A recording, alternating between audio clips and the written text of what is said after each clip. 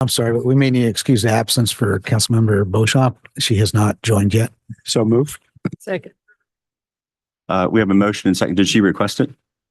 No. Does she need Sorry. it? She's been traveling and she was going to try to join the meeting, but we haven't seen her yet.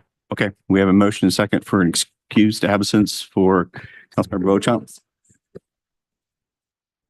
Yes, yes. It's Testing, testing. 1, 2, 3. Can you hear me? testing. All right. Well, I've never had a problem with my voice, so just speak up. Sure. Okay. We have a proclamation. This is item 2A on the agenda, page 6. This is the National Development Disability Awareness Month proclamation. And we're visited by Mr. Alphen. Are you gonna speak?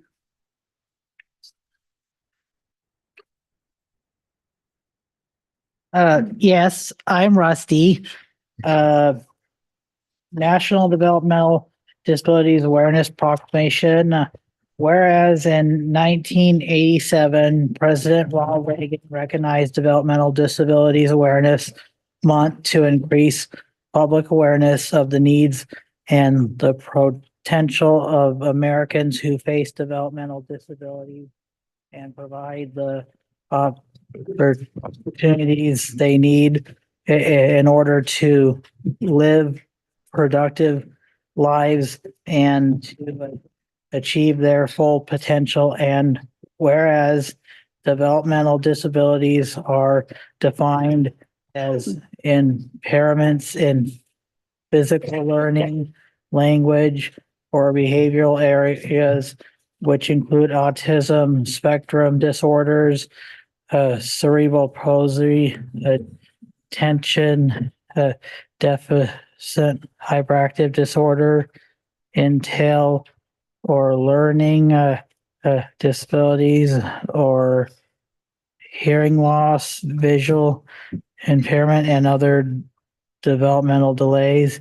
And whereas nationally 1 in 6 children between the ages of 3 and 17 have one or more developmental disabilities, and the 13% in Kittitas County, Washington State live with disabilities. And whereas Central Washington Disability Resources, CWDR, located in Ellensburg, is the resource agency for people with disabilities of any age, provides case management, developmental disability support group, therapeutic swim program, skills training, consulting, assistance with housing, attendant care, and advice. Whereas the mission of Kittitas County Developmental Disabilities Advisory Committee is to foster an inclusive environment that supports residents with developmental disabilities and their families to participate and celebrate to all aspects of the community. And now, therefore, the city of Ellensburg does hereby proclaim March as Developmental Awareness Month and encourages community members to support agencies such as Central Washington Disability Resources by volunteering and finding ways to serve permanently inclusive in schools, workplaces, and community events, and engaging with persons with disabilities and listening to their life experiences. Thank you, Mr. Alphen.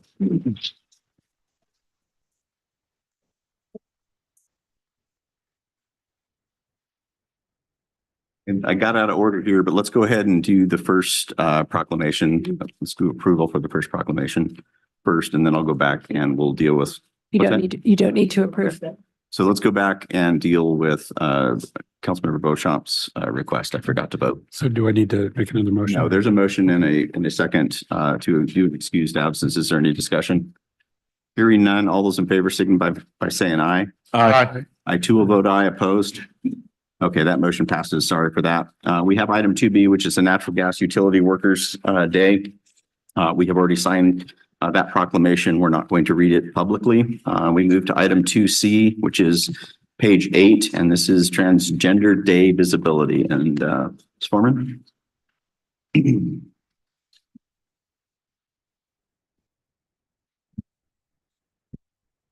City of Ellensburg Proclamation, Transgender Day of Visibility. Whereas transgender individuals have been a part of the fabric of society since the beginning of humankind. And whereas early America also had examples of cross-gender identified individuals, such as colonial governor of New York, Lord Cornbury, arriving in New England in full women's dress, and so appearing during their full time in office. To a century later, as commissioned Army Surgeon Mary Walker was the only woman expressly granted congressional permission to wear men's clothing, and Joe Monahan in late 1800s, a trans man who migrated to Washington State to be a cowboy. And whereas Christine Jorgensen in the 1950s, Renee Richards and Sylvia Riviera in the 1970s, Caroline Crosley in the 1980s, Chaz Bono, and Spokane's Billy Tipton in the late 1990s, and Jazz Jennings, Laverne Cox, Elliot Page, and more continue to bring awareness to transgender identities. And whereas President Barack Obama, in his 2015 State of the Union address, stated in short, "That's why we defend people who are lesbian, gay, bisexual, or transgender. Not because it is the right thing to do, but because it makes us safer." And whereas President Joe Biden proclaimed, like never before, transgender people are existing, once again, to proudly and openly serve in our military, getting elected and making policy at every level of government, and running businesses, curing diseases, and serving our communities in countless other ways. And whereas March 31st marks International Transgender Day of Visibility, created in 2009, acknowledging and celebrating living members of the transgender community, Transgender Day of Visibility is a day to recognize and center the voices and contributions of our gender diverse community in our city. And whereas all residents can join in celebrating the contributions of transgender individuals to our community and to work towards creating a more inclusive and accepting society for everyone. Now, therefore, the City Council of Ellensburg does hereby proclaim March 31st, 2024 as Transgender Day of Visibility in Ellensburg, honoring the contributions and transgender Americans in our city, state, and nation, and committing our efforts to make Ellensburg a city where everyone belongs and feels welcome. Signed this day, this 18th day of March, 2024. Thank you.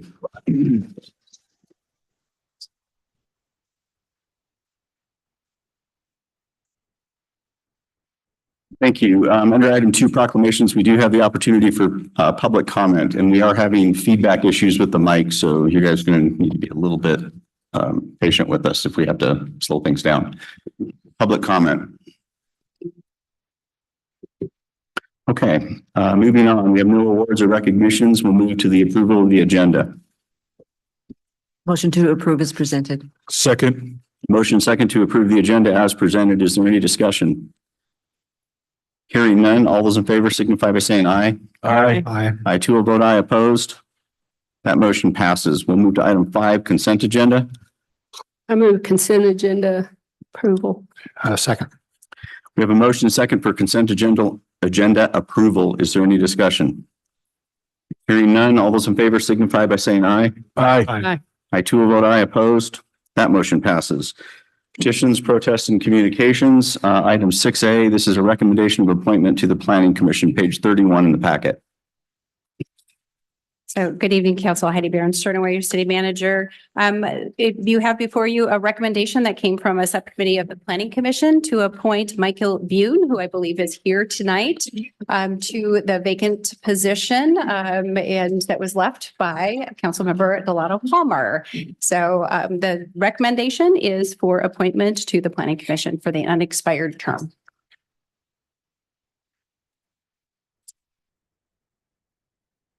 Did Mr. Bune, did you want to speak to the council, introduce yourself? Oh, there you are. Just an introduction is what we're looking for? Yes. Awesome. Okay, yeah. My name is Michael Bune. Thank you for the opportunity to join the Planning Commission. I've been in Ellensburg for about 8 years now, almost 8 years. I recently got married and we're planning to raise our family here and be here for a long time. And so the opportunity to be a part of the Planning Commission, we see as a great way for my wife and I to invest in this community and kind of combine my passions for planning and land development. And I got my degree in actuarial science, so I have a degree in modeling and data analytics and whatnot together. And so along with this growing community of young professionals that we found ourselves a part of, that we feel we represent a lot of their interests as well. That's kind of part of the deal, joining this thing. And I'm very excited about being able to be a part of this and help Ellensburg be the best that it can be. Thank you. Yeah. Council, do you have any questions? I don't, but could I comment? Yes. Mr. Mayor, thank you. I'm the staff, council liaison for the Planning Commission, and I participated in the interviews with Michael and another applicant. We were fortunate to have two really good choices, and I think we ended up with a great addition to the Planning Commission. So thank you for stepping forward. Look forward to working with you. And so the suggested motion is to approve the appointment to Mr. Bune to the Planning Commission. So moved. Second. We have a motion second to appoint Michael Bune to the Planning Commission. Is there any discussion? Hearing none, all those in favor signify by saying aye. Aye. I too will vote aye. Opposed? That motion passes. We move to item 7, which is citizen comment on non-agenda items.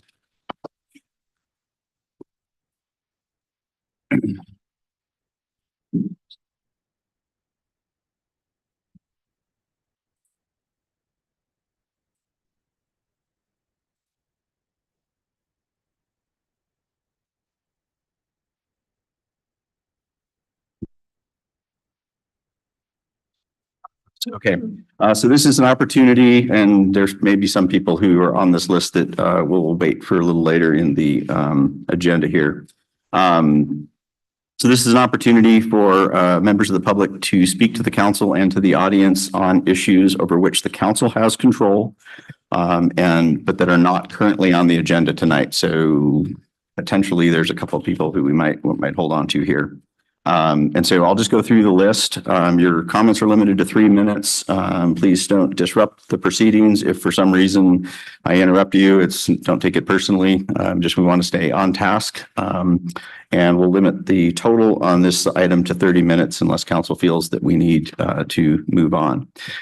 So our first person on the list is Ruth Ann Stacy, and this is regarding designation of nonprofits, churches, and utilities.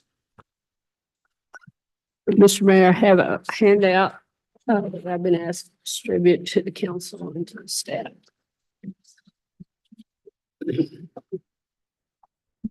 Yes, I'm Ruth Ann Stacy. My comments are really with respect to the entire churches here in Ellensburg. And I'm Marilee Cosper. I'm representing St. Andrew's Catholic Church. So I'm here as a member of and treasurer for Grace Episcopal Church, a nonprofit as defined by the IRS. I and other church members in Ellensburg are wondering why the city of Ellensburg does not recognize churches as nonprofit. This matters because churches do not qualify for reduced utility rates for nonprofits. Instead, churches are paying 2 of the higher rate categories for natural gas and electricity. I was made aware by the Daily Record article that in January 1, rates would be going up. And the article pointed out that nonprofits would be waived of the rate adjustment in natural gas. Therefore, when our city's utility bill came in January and we did not receive the waiver, I checked the city utilities thinking this was an error. What I found was that in order for agencies in Ellensburg to be categorized as nonprofit for utility rate purposes, the agency must, 1, have a 501c3 tax exemption, and secondly, primarily serve low-income and disabled citizens. Because of the second part of the nonprofit definition, I was told no churches in Ellensburg are considered nonprofit. Furthermore, I was told churches' electric and natural gas rates are categorized as commercial, stormwater as non-residential, and water and sewer as residential. Though I could question what appears to be an arbitrary categorization for churches, my comment is the following. If the intent of the city is to rightfully give recognition and gratitude to those nonprofit agencies who support low-income seniors and the disabled by reducing their utility rates, why do they not help the churches too? I know that many, if not all churches in Ellensburg help in various ways to make lives easier for those in need. For example, Grace Church used 27% of their expenses to help the needy. Other examples are the KVMA voucher system, cold weather shelters housed by various churches, and the housing of the community clothing bank at the Methodist, to just name a few. I respectfully ask that the city reconsider the utility categorization for churches. One action, for example, changing from commercial rate to residential rate for gas and electricity would do several things. It would lower the church's utility rates, thus freeing up more money to help with outreach. It would qualify churches for future residential utility rebates, and it would give city recognition to the many ways churches in Ellensburg help the disadvantaged. Thank you. Thank you.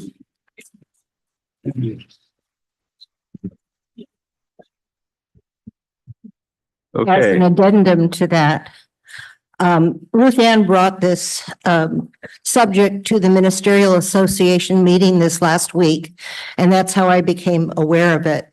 And I've since talked to our church administrator and got confirmation that yes, our bill did go up, and she had not identified why that was. But my comment is that our church, I did an accounting, and our church between January 1st and March 12th of this year gave $29,300 in charity in this community.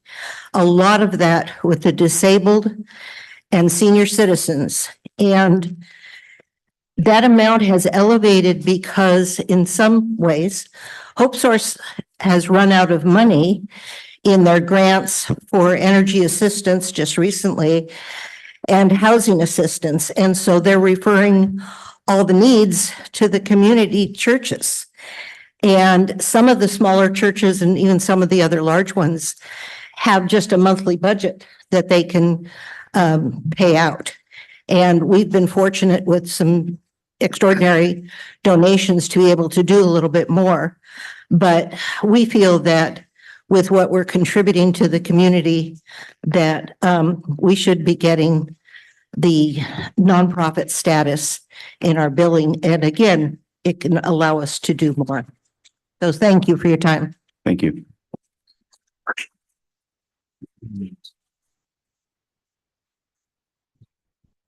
Okay, next up, we have a Mr. Himmler for Ellensburg Police Department.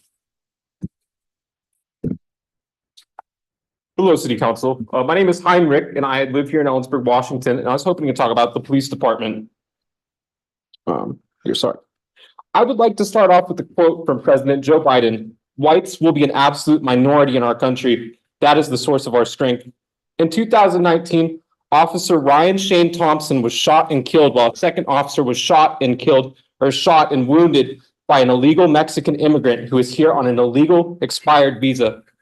In 2020, two Negroid JBLM soldiers brutally beat to death another Negroid who had raped them. This past Friday, a Hispanic gang member shot and killed another person in what was described as gang violence. He is still free and has not faced justice as I stand here today. The police were unable to act fast enough, and we have a violent criminal running free somewhere in our country. The pattern that I'm noticing is that here in Ellensburg, all the extreme violence that has been perpetrated in our community is done by minorities. Are we as white people going to continue to allow these undesirable non-Europeans to tarnish the safe reputation that our community has worked hard to achieve? Whether illegally or legally, we cannot allow immigration to happen. All of these, let him talk. Let him talk. Yeah, I'm speaking. That's my First Amendment. All of these NGOs that are flooding our country with immigrants are Jewish owned. The Jews have had a long running plot. Mr. Himmler, bring this back to Ellensburg Police Department. It's the subject that you you brought up. You have to tie it back. You have to tie it back to the subject at Okay. hand. What I'm saying is Or I'm gonna that our stop you from police are doing they're not able to be proficient enough in cleansing our community of people that are undesirable and causing harm. And so we need to get rid of them regardless. And that includes mass deportation of every immigrant, every Again, non-white. Bring it back to something that the city council has control over, or I'm going to end your discussion.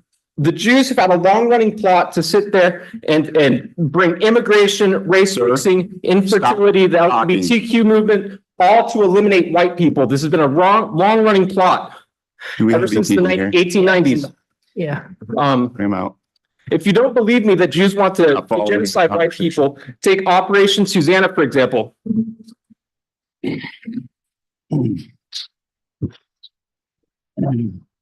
Okay, Teresa Plough.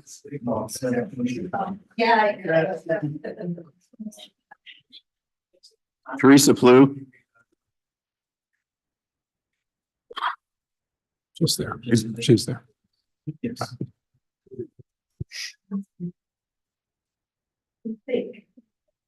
Non-agenda item.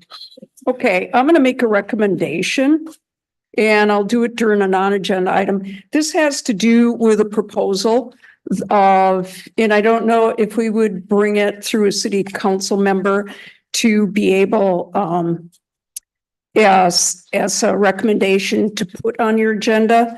But it seems like, I've looked at the county websites. We've got an ad hoc committee for the sleep center that functions quite well. And that has city and county officials on it. It's got the ministerial association on it, maybe a couple of other people. And also then I was looking at the Affordable Housing Commission and through the county, and I'm highly interested in that because I volunteered in the cold weather shelter.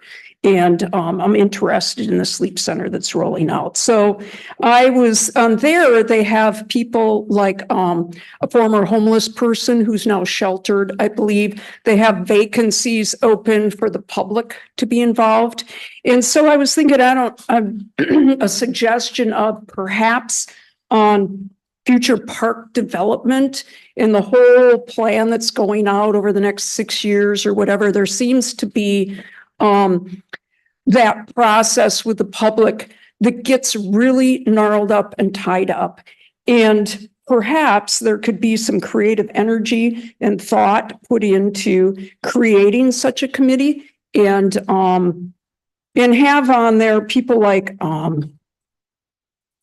the impact to say property owners that are nearby. And, I'm thinking of the current one we've got going, the property owners nearby. We kind of ran into it with Unity Park with the businesses around there and the input. And then this one that's going on, we've got property owners that are concerned.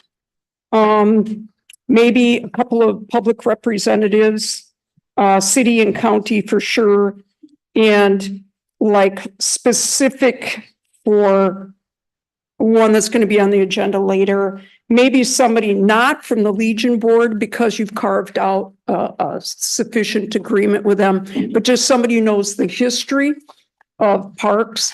I heard that it's either in the comprehensive plan or some of the documents that there are guidelines for naming parks. And some of that involves the history of the park and tying it to local things. And I like that, and I'd like that to continue. So that's my suggestion during non-agenda item, ad hoc committee. Thank you. Penny Whitman. That's it.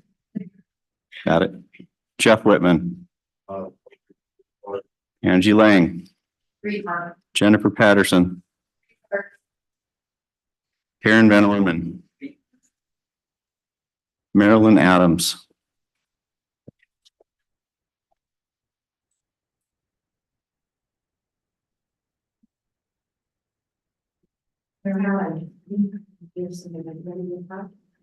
From the point of view, say, Great Hill, the hillside.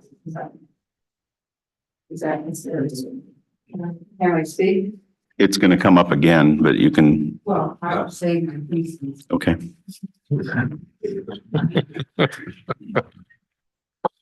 My name is Marilyn Adams and I'm a citizen of Ellensburg. In the mid-1990s, I was on the Fair Board. Marv Kelly, if anybody remembers who he was on the board with me. And during our meetings, he would bring up the hillside, that we needed to do something with the hillside. This is in the mid-1990s. And still, nothing has been done. I am concerned for everybody who uses the fairgrounds, the people above, whatever, but if something needs to be done. Thank you. Thank you. Charlie Smith.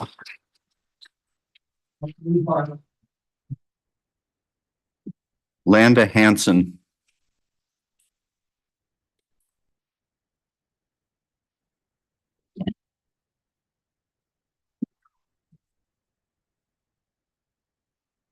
Hello, I'm Landis Hansen. I'm a member, or I'm a citizen of Ellensburg, I guess. I would just really like to thank City Council for proclaiming Trans Day of Visibility. I think it's critically important that we as a community recognize and assist vulnerable communities like my own. It means the world to me to be seen like this. I think that work also includes and should not stop just at words. I think that a part of being visible is being supported in all faculties of our life. That includes many trans people are veterans, so that it includes supporting those veterans through the American Legion and Craig's Hill. That includes a great number of trans people are homeless, and so that includes helping us and giving us a sleep shelter or permanent housing, better yet. Trans visibility is supporting trans people in all the vulnerable populations we are a part of. That includes saving the American Legion and giving us safe and secure shelter. Thank you. Thank you. Mr. Lowry, this is Craig's Hill. Yes. Okay. Ben Hansen, we've got Sleep Center, but we're going to have some conversation about site criteria. Is it different than that? Okay. Go ahead and approach. And just introduce yourself, resident of county or city, speaking for yourself or both. Of course. So my name is Ben Hansen. I didn't catch what you had just said, but resident of the city or county. Yeah, I've lived here for about a decade now. And so I have a thing I'll say. So I'd like to, of course, address the plans for the sleep center that was touched on at our last meeting. We've seen churches around town step up and address the issue of homelessness in a pretty incredible way.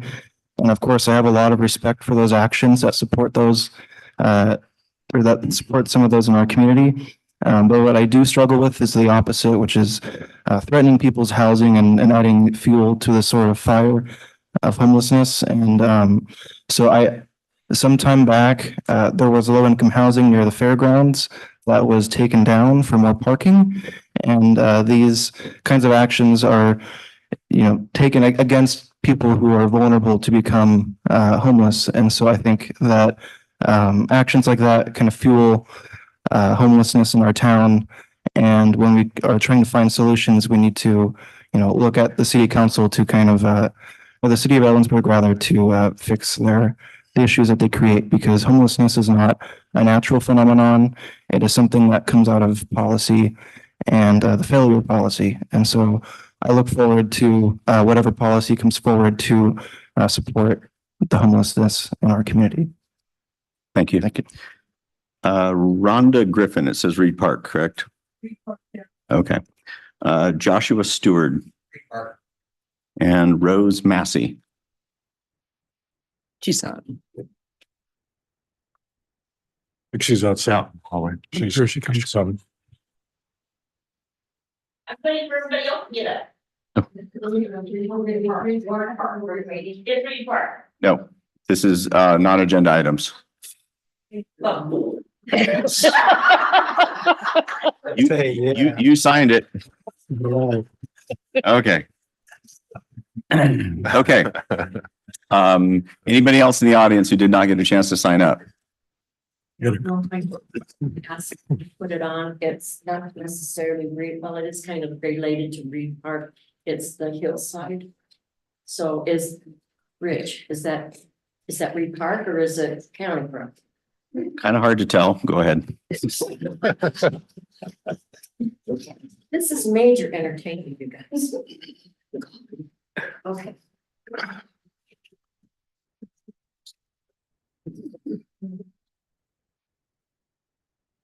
Good evening. Good evening, everyone. My name is Cheryl Chance. I live in the county.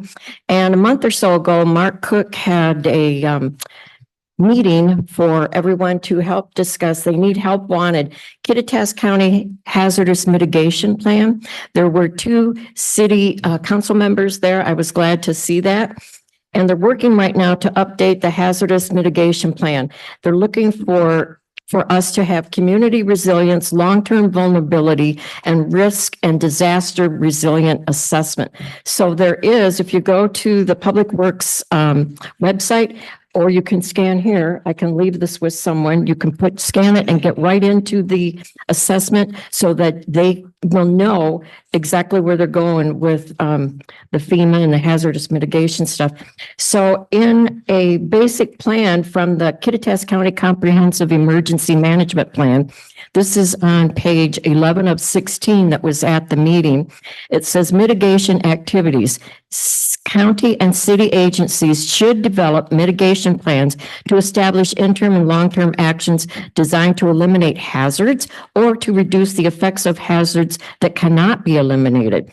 As a minimum, mitigation should consider the following strategy, which is 2D, reduce the likelihood of a hazard occurring. And that has to do with the slope where y'all want to put the little sidewalk, but so anyway, that's my spiel. Anybody else in the audience?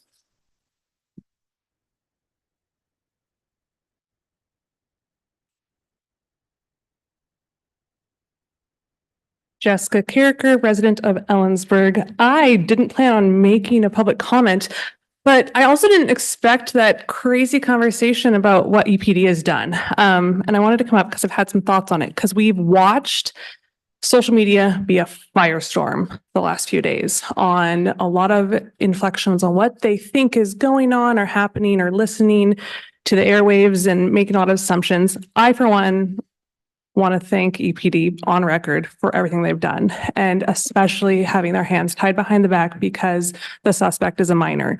What I would like to encourage, and something that the city manager has the authority to do, seeing that they oversee the EPD and the council can discuss, is what most people don't realize in the public is that the person behind social media is an actual EPD officer. They're not a public informant officer. They're not a POI. They're not necessarily trained specifically to inform the public in an emergency.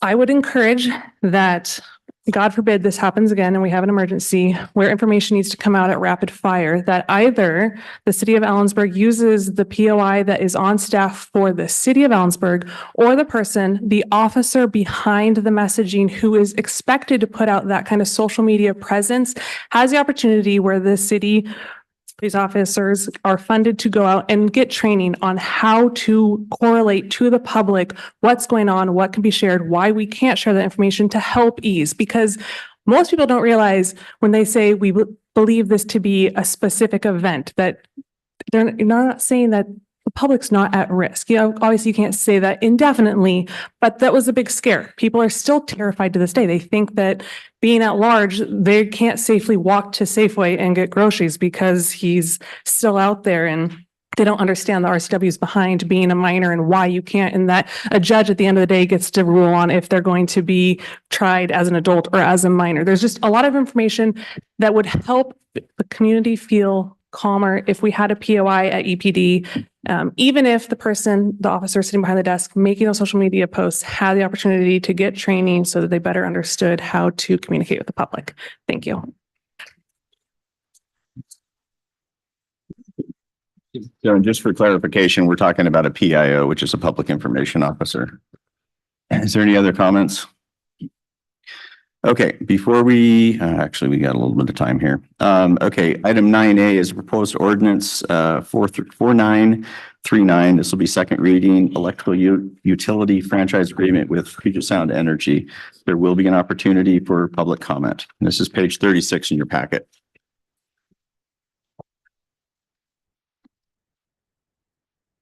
Good evening, Mr. Mayor, Council. Ryan Liskey, Public Works and Utilities Director for the City of Ellensburg. Before you tonight is a proposed second reading of ordinance 4939. The ordinance is a franchise agreement with Puget Sound Energy. City staff has been working with PSC for the last couple of years, resolving and updating their existing agreement that was in place. Of note in the agreement, we worked very diligently with PSC and wanted to point out the agreement clearly outlines the parameters for relocation of PSC's facilities within the rights of way. And one change that was included in there at the city's request was the revision in this agreement is with future conflicts with road improvements for collector and arterial streets is language that talks about relocation into private easements that puts that burden back onto PSC. So that's a positive in this agreement that we were able to accomplish through negotiations. The proposed agreement is for a 10-year extension with 2 additional 5-year terms. And so I'm here before you tonight to recommend that you approve second reading and adoption of ordinance 4939. Are there any questions of staff from the council? Hearing none, is there anybody in the public from the public who wishes to comment on this agenda item?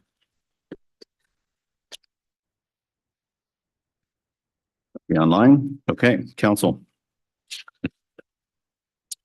Mr. Mayor, I move approve second reading and adoption of ordinance 4939. Second. We have a motion and second to conduct second reading and adoption of ordinance 4939, which is a electrical utility franchise agreement with Puget Sound Energy. Is there any discussion? Hearing none, will the clerk call the roll? Goodloe? Here. Locust? Yes. Sorry. Sorry. Yes. Miller? Aye. Palmer? Aye. Thompson? Aye. Elliott? Yes. An ordinance of the City of Ellensburg, Washington, granting a non-exclusive electric utility franchise to Puget Sound Energy. Item 9B is consideration of resolution 2024-05. This is a support Kittitas County proposition number 1, which is a KITCOM emergency communication and facilities sales and use tax, page 55 in the packet. Good evening, Mayor and Council. Heidi Behrens-Turnaway. I'm City Manager. I'll do a brief introduction to this, and then Jerry Pettit, who is also a KVFR board or commissioner, is here to present a little information about KITCOM in general. And so you have before you again a resolution in support of the Kittitas County ballot proposition number 1, the KITCOM emergency communications and facilities sales and use tax. State law allows local governments to adopt a resolution for or against ballot measures. And one of the requirements is to make sure that you provide opportunities for public comment. And so I guess I will let Mr. Pettit take over and we can fill in some of the gaps at the end, if any. Thank you. Good evening, council, and thank you for this opportunity. Again, I'm Jerry Pettit. I'm a commissioner for Kittitas Valley Fire and Rescue, and I'm also on the board of KITCOM. KITCOM was formed in the early 1990s as a co-op. It is, its members include all of the law enforcement, fire, and EMS agencies throughout the county. That is who KITCOM serves. There are 2 main components within KITCOM. First is the 911 phone lines, and that's the hardware and software that supports those. The second is the radio infrastructure. When formed, the radio infrastructure was built using very high quality, but in some cases used components in a way to help us save money for what we charge the agencies for the services. The infrastructure is 2 to 3 generations out of production, and much of it is non-serviceable.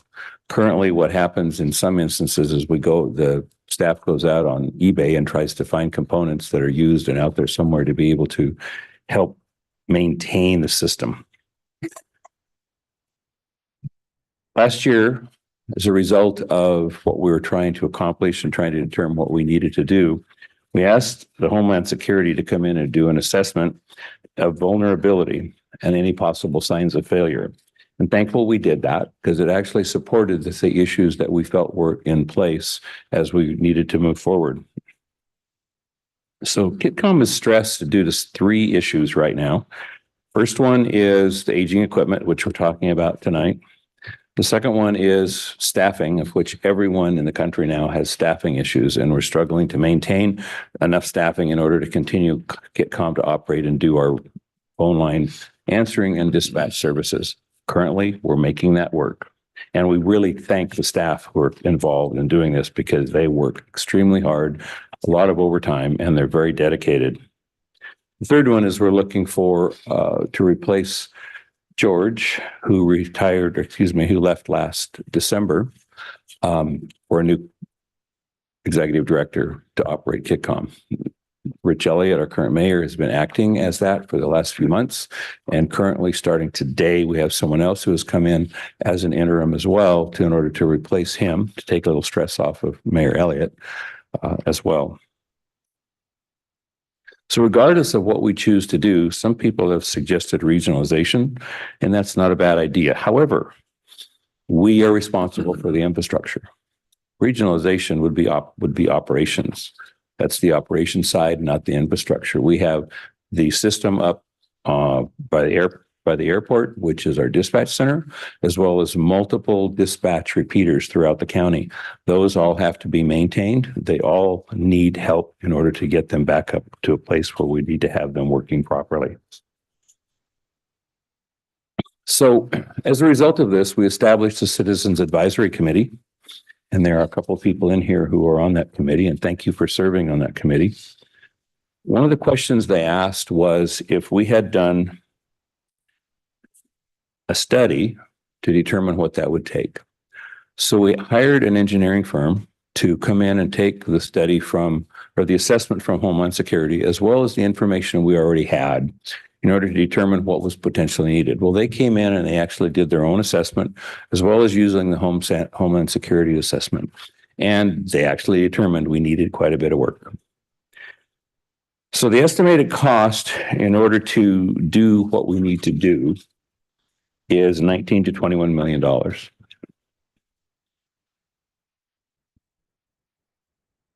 This plan includes 3 to 4 stages. Replace the vulnerable components, add a digital overlay to the radio system for compliance and monitoring. This will increase our eligibility for grants as well. And we have applied for grants. The other piece to that is we need to ensure that we get to P25 performance. And that is one of the federal government's requirements in order to allow us to go out and actually get some additional money. We need radio system standardization and replacement throughout the county. And we also need some additional repeaters. One example is there's 2 places that I can think of right offhand that are pretty much dead spots within the county when it comes to dispatch and communication with our responders. And that is the top of Blewett Pass and just over the top of Ryegrass. As you know, we multiply have fires out in the Ryegrass area quite a bit, as well as significant accidents up on Blewett Pass, which we struggle in order to ensure communication in those areas as we move through that. We're working on a staffing plan. And again, as I said, it's a challenge nationwide. We're doing some really creative things. We're trying to support the current people who we have in the dispatch center. So the determination was to ask for a sales tax. There are 2 ways of funding our system. First of all, what we do right now for the majority of is user fees, as well as the 911 tax that's on all of our cell phones. That comes as distributed through the county to KITCOM from the state. Second is user fees. So every time one of our agencies clicks the mic to talk to KITCOM, there's a charge. In the last 3 years, that increase has been about 50%. That is paid through property taxes within our agencies. And that's what we're trying to avoid, is to increase that so we all don't have to pay more property tax. However, sales tax seems to be the best approach. partly because our out-of-county friends that come visit us will help support the system. It's currently estimated about 40% of the sales tax that comes into our county is from out-of-county residents. They come into our county and we've served them as well. We need to hopefully have them help support this. So the advantage of the sales tax is it'll keep pace with upgrades, as well as we're not going to borrow any money. So through this process, we estimate somewhere between $2 to $2.5 million a year coming in. And that will help us move through about a 10-year plan in order to upgrade everything we need to in order to maintain our system. The plan has been put together, staged in order to allow us to do that. So we don't have to borrow money and increase the costs that we're dealing with within the system. Most of the counties within the state have passed this. And hopefully we'll be able to do something different as we move through that after that 10-year period within the sales tax piece. But that 2% is what's going to help us continue to move forward. And as costs increase, it'll help us be able to maintain that system. One very important piece to this is the sales tax is only for infrastructure. It is not for operations. So the only thing that can be done with this money is to use it to help maintain our infrastructure within the system. And that's the KITCOM dispatch center, as well as the systems throughout the county. And what we hope to do as we get towards the end of this is to add some towers throughout the county in order to assist us with maintaining better communication in those dead spots. We acknowledge it's a tax. It's an increase in tax. And one of the things we've been asked about is how did we get here? It's the KITCOM board. And what the KITCOM board has done over the years is try to do the best job possible in order to keep our costs down and maintain the system to be able to move through what we're doing. Well, one of the things we have to do is eventually we have to pay the piper. We're there. So that's why we're asking for the 0.2% sales tax. That will be on the April 23rd election ballot. Are there any questions? So we'll start with council, and just for note, Councilmember Beauchamp is online now, so she is in attendance. So we'll start with questions for Mr. Pettit, and then I'm going to go online, and then I'll do audience input. Mr. Pettit, thank you for the information and thorough explanation of this. This is a pretty valuable resource for all Ellensburg and county residents. Just for explanation of the audience, KITCOM network is also part of the network that would have been part of the response to Friday's incident, correct? Yes, absolutely. So 100%. That's what KITCOM does, is help responders take difficult situations and hopefully make them better. Thank you for that. And thank you for identifying that this is going to be supporting the system itself, but it does call the need for operational service later on. And hopefully this is also something from a community standpoint, we can help facilitate some of those staff and resources needs that you will need. Thank you. Thank you. And just for point of clarification to you, because I'm going to participate in this conversation, I am not an employee of KITCOM as of this morning. So yay for Red. I tried to point that out. Yeah. So we have somebody who took my place this morning. So that worked out really well for me. I'm going to actually move to the online audience just to kind of throw things up here a little bit. I have Claudette Lindquist with hand up. And again, so as we unmute you, Claudette, just ensure that your comments stay focused or your questions are focused on the KITCOM ballot measure consideration.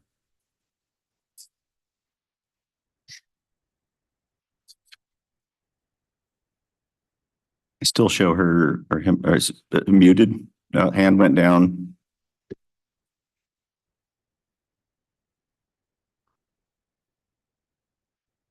Okay, I'm going to move to Chad Bastwell.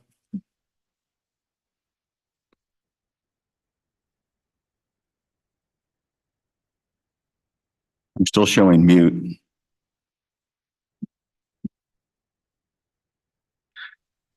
Okay, I apologize for anybody online who's waiting for comment. We're going to switch to audience. He's good. He's good. Hello. Hello. Yeah, go ahead, Chad. Thank you. Good evening, Council. Yeah, I'm very concerned about this transgender agenda that you're allowing into the community. Mr. Bass, this is for a second. Mr. Bastwell, the opportunity to speak is specifically on the KITCOM ballot measure. The transgender item was on the agenda earlier and there were multiple attempts or multiple opportunities to comment. So we're going to move on. Is there anybody in the audience who wishes to speak to the KitCom measure? Ms. Carricker.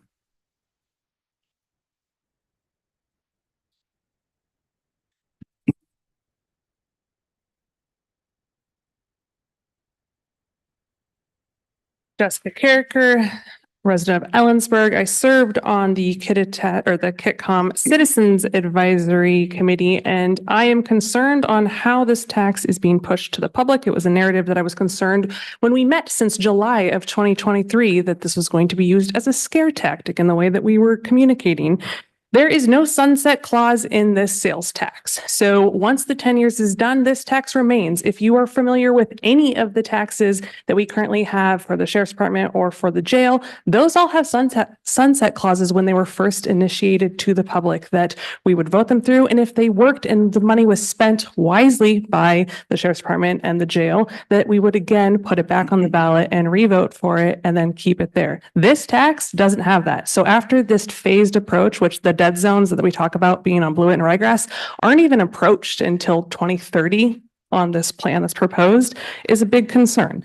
The staffing currently at KitCom, it's 83% of comm centers nationwide are in an absolute deficit when it comes to being able to staff their KitCom centers. Right now, KitCom's staffing level is roughly 40% if you include their job shares positions.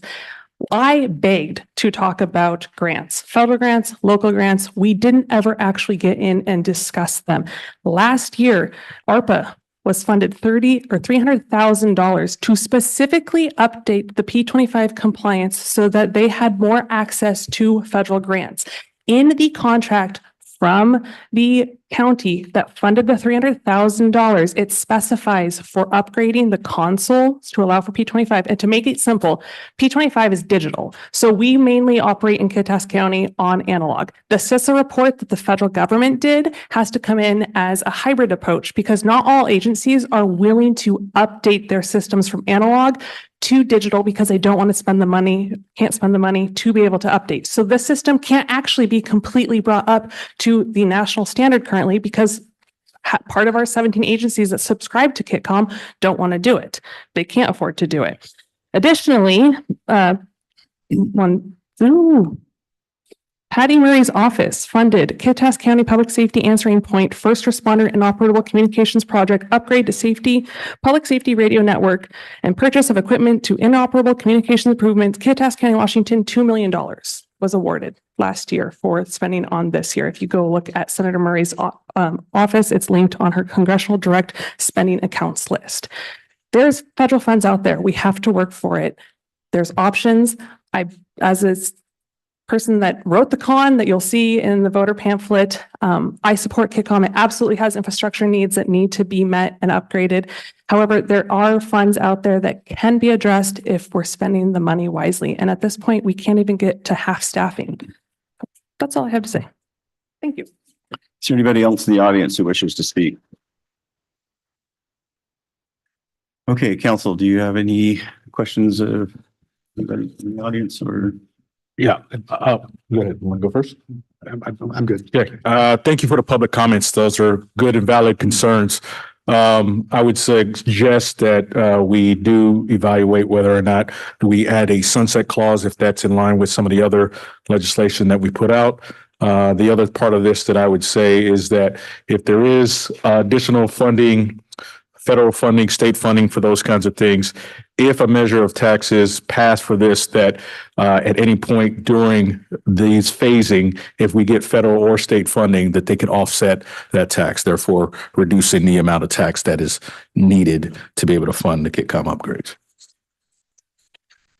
Anything else? If I may, I've got a stack of flyers. Okay, we can just make those available at the back and maybe hand those out to the council. Absolutely. So what you're seeing is an informational panel. And again, just so everybody in the audience and understands, we as a body can make a decision pro or against, but we're not allowed to advocate pro or against the issue itself. So the ballot measure. So the conversation we're going to have is an exclusion to that rule. Okay. So And could I ask for clarification from your perspective as the former interim director? So the question before us is whether the city supports the ballot measure as it's currently written. So the suggestions that sunsets could be added or offsets could be incorporated, that isn't really part of what's going before the voters, right? We can't affect what the county commissioners approved in a 3-0 vote on December 12th. What they put on the ballot is the resolution that is before the voters. And so we cannot adjust that. That was my understanding. Okay, thank you. Clarification of that, are we permitted to request the county to reconsider with those amendments? I'm sorry, what's that? Are we permitted to ask the county to consider those amendments as part of? No, because it's a ballot measure. It's before the public now. It's no longer in the control of the commissioners or the city councils. This is simply an advisory vote, one way or the other. So purely, we're either as a city for the ballot measure as is, or we don't support the ballot measure as is, like an endorsement basically, or not. Affirmative. Okay, thank you. Just something you said, this is an advisory vote, so the commissioners could just vote for the text even. I'm sorry, no. When I say it's an advisory vote, we're basically making a public statement to the public, whether or not what we do has no bearing on what the commissioners do at this point. The measure is a publicly voted. Up or down? Yes. Ballot Public measure. decides. Yes. Yeah. So do we have a motion or should we move on? I move to adopt resolution 2024-05, supporting Kittitas County ballot proposition number 1, KitCom emergency communications and facilities sales and use tax. I'll second.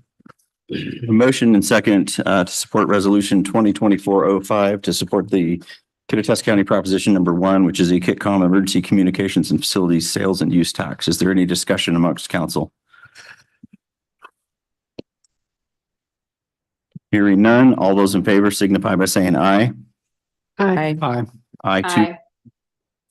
I too will vote aye. Sorry, Sarah. Opposed? Abstain. Opposed. So my count, that's 5-2. Okay. We'll move on. And before we start the next unfinished business, and obviously with how the meeting started off, we probably should have had this conversation before. There are a number of issues before City Council today over the last 6 months and probably for the next few months where people have very strong emotional attachments. And I do not mean that in a negative way, because I think that goes on both sides of any issue.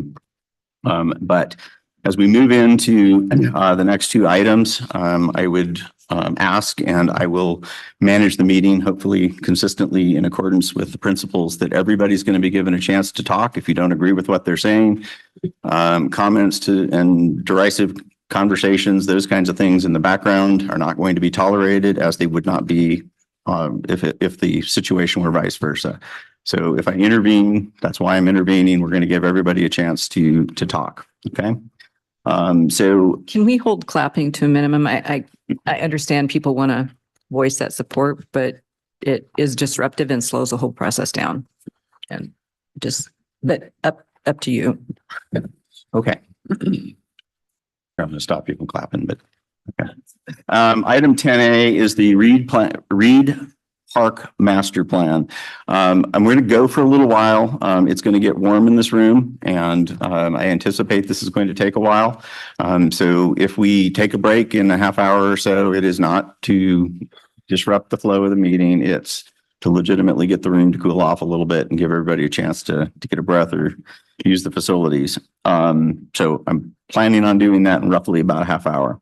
So item 10A is the Reed Park Master Plan Adoption. This is page 59 in the packet. Excuse me, and we'll start off with a staff presentation. And this again is page 59. Thank you, Mr. Mayor. Good evening, Mayor and Council. Heidi Barron, Sternaway City Manager. You have before you tonight a proposal for the Reed Park Master Plan Adoption. And this has been a long time coming. The latest phase of this has been a little over a year in the making. And we have tonight a team of staff that are prepared to address systematically the issues that have come up over the past year. And so we'll start out with an overview of the parks plan. And as they're loading this up, I'll kind of walk through. We're going to be looking at the ownership and deed interpretation. We're going to look at the water tower and pressure zone project. We're going to talk about how a plan actually becomes a project and the separation therein, and a number of off-ramps and the community participation opportunities in that. We're going to talk about the fire lane issue that came up that we're able to resolve in partnership with the Legion. We're going to talk about enforcement and traffic. And then finally, the most recent issue has been the hillside sloughing and mitigation. So this presentation may take some time. We'll try to keep it interesting and try not to delve too deep. We do want to provide an overview again of the plan, which is the issue that started lots of community discussion, especially over the last year. And then again, we'll try to address all of the questions. And so I do have a team of staff here. They'll introduce themselves as they begin. And we'll start out with Brad Case, our Parks and Recreation Director. Good evening, Council. Mr. Mayor, I'm Brad Case, Parks and Recreation Director for the City of Ellensburg. And tonight we'll be presenting Park Plan Option A for Council's consideration, as well as a phased approach to developing the plan. So the plan before you today is Option A, which was revised within the last few months. We'll delve into the details of that plan, but going into it, the plan fairly closely mimics what we have currently up at Reed Park.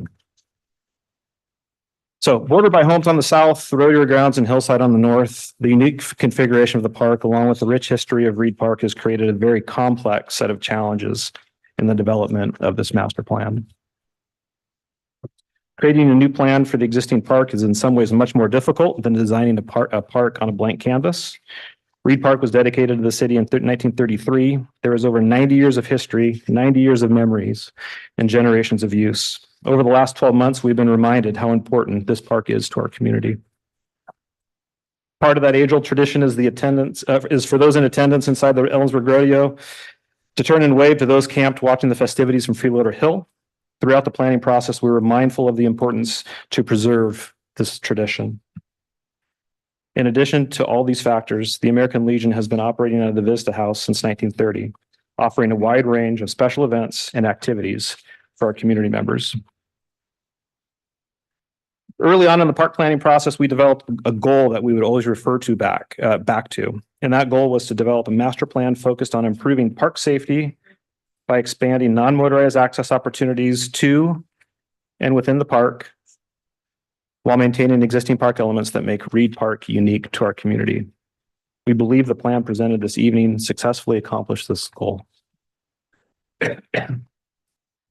This is not an issue that is new to the city. We've been hearing concerns about Reed Park and issues from neighbors and community members for over the last 10 years. In fact, during the 2016 park plan update, our comp plan update, there was a lot of discussion about changing the physical attributes of Reed Park. We were looking at developing a new master plan to address some of the concerns and issues that were being voiced by the community. At that point in time, we decided it would be in our best interest to address and try to address the behaviors of those using the park rather than the built condition. And so to that end, we developed a task force made up of neighbors, included the high school kids, Ellensburg High School administrative staff, city staff, the American Legion, to meet and talk about different ways that we can try to make improvements up there, try to get kids, primarily kids, to buy in, the idea of treating neighbors with respect. We went and bought pizza, had lunch with kids up at the hill just to talk to them and try to kind of just create that human interaction and that face associated with, the operations of Reed Park and letting people know that, we want kids to come use parks. We want them in the parks and enjoying it. But there are certain things that we need to have them cooperate with and do to make it a good situation for them and for those neighbors. So in 2020, a letter was brought forward to the council by some of the park neighbors, not all of them, asking the city to develop a master plan addressing their concerns about park safety. Because ultimately, the discussions that we were having, what we were doing to enforce through law enforcement, and Captain Weed's here to talk about that later on, it wasn't working. It would work for a while, then ultimately it kind of resorted back to the way it was. And so the neighbors came forward, wanted to address some concerns. And as a result of that, we started down the park planning process. Now, keep in mind, that was in September of 2020 when we had neighbors come forward. We didn't start doing anything actually with the public, not until 2022. We were still in the midst of COVID, meeting as groups, community meetings. At that point in time, probably wasn't something that was going to happen. And we knew that we wanted to have a process that was inclusive and people felt like they were safe to come and participate in. And so we kind of kicked that can down the road a little bit. And we didn't start the public process until 2022, because we did not want to get to this point and have people be concerned with us doing park planning while COVID was going on. And so in 2022, we put together a group of stakeholders that included the American Legion, staff from the Kittitas Valley Event Center, Ellensburg High School staff, direct neighbors of the park who live kind of adjacent to the park, also neighbors who live downstream of the park, because we have a lot of traffic obviously coming and going from the park. And so we do have people that don't live adjacent to the park that still feel kind of the repercussions, so to speak, of the kind of use that was taking place at the park. And so we developed that stakeholder group. Since that time, we've conducted 2 community surveys, hosted 3 community open houses, have included the Reed Park Master Planning process on no less than 11 Parks and Recreation Commission meeting agendas, and have heard from countless community members about the park plan. So I'll touch on the kind of the history prior to March 6th of last year when a plan was brought forward. But our initial planning process involved the survey that was put out, and this was done in November of 2021. It closed in June of 2022. I think we had a total of 269 responses.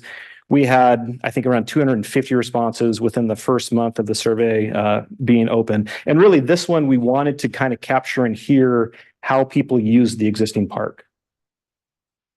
We didn't talk about what they wanted to see there or what changes we were going to make, because we didn't know anything at this point really about the community as a whole in terms of how they use the park and things that potentially concern them about the park. And so one of the questions we asked was, what do you like most about Reed Park? And 83 of the responses, mentioned something about the view, the overlook. And so obviously that was an important element of this park to the community. Another question we asked, is there a reason why you choose not to use Reed Park? Out of 173 responses, speed, traffic, and pedestrian safety rated the highest, then lack of park amenities, and then large groups of people hanging out at the overlook. So people didn't feel safe. That was the theme there. We asked why and how do you use the park?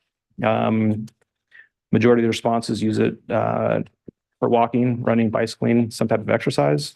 Then it was to enjoy the views, and then so on and so forth. And if you spend any time up at the park, you see people just moving through there constantly. They're on their way down to the Palouse Cascades Trail.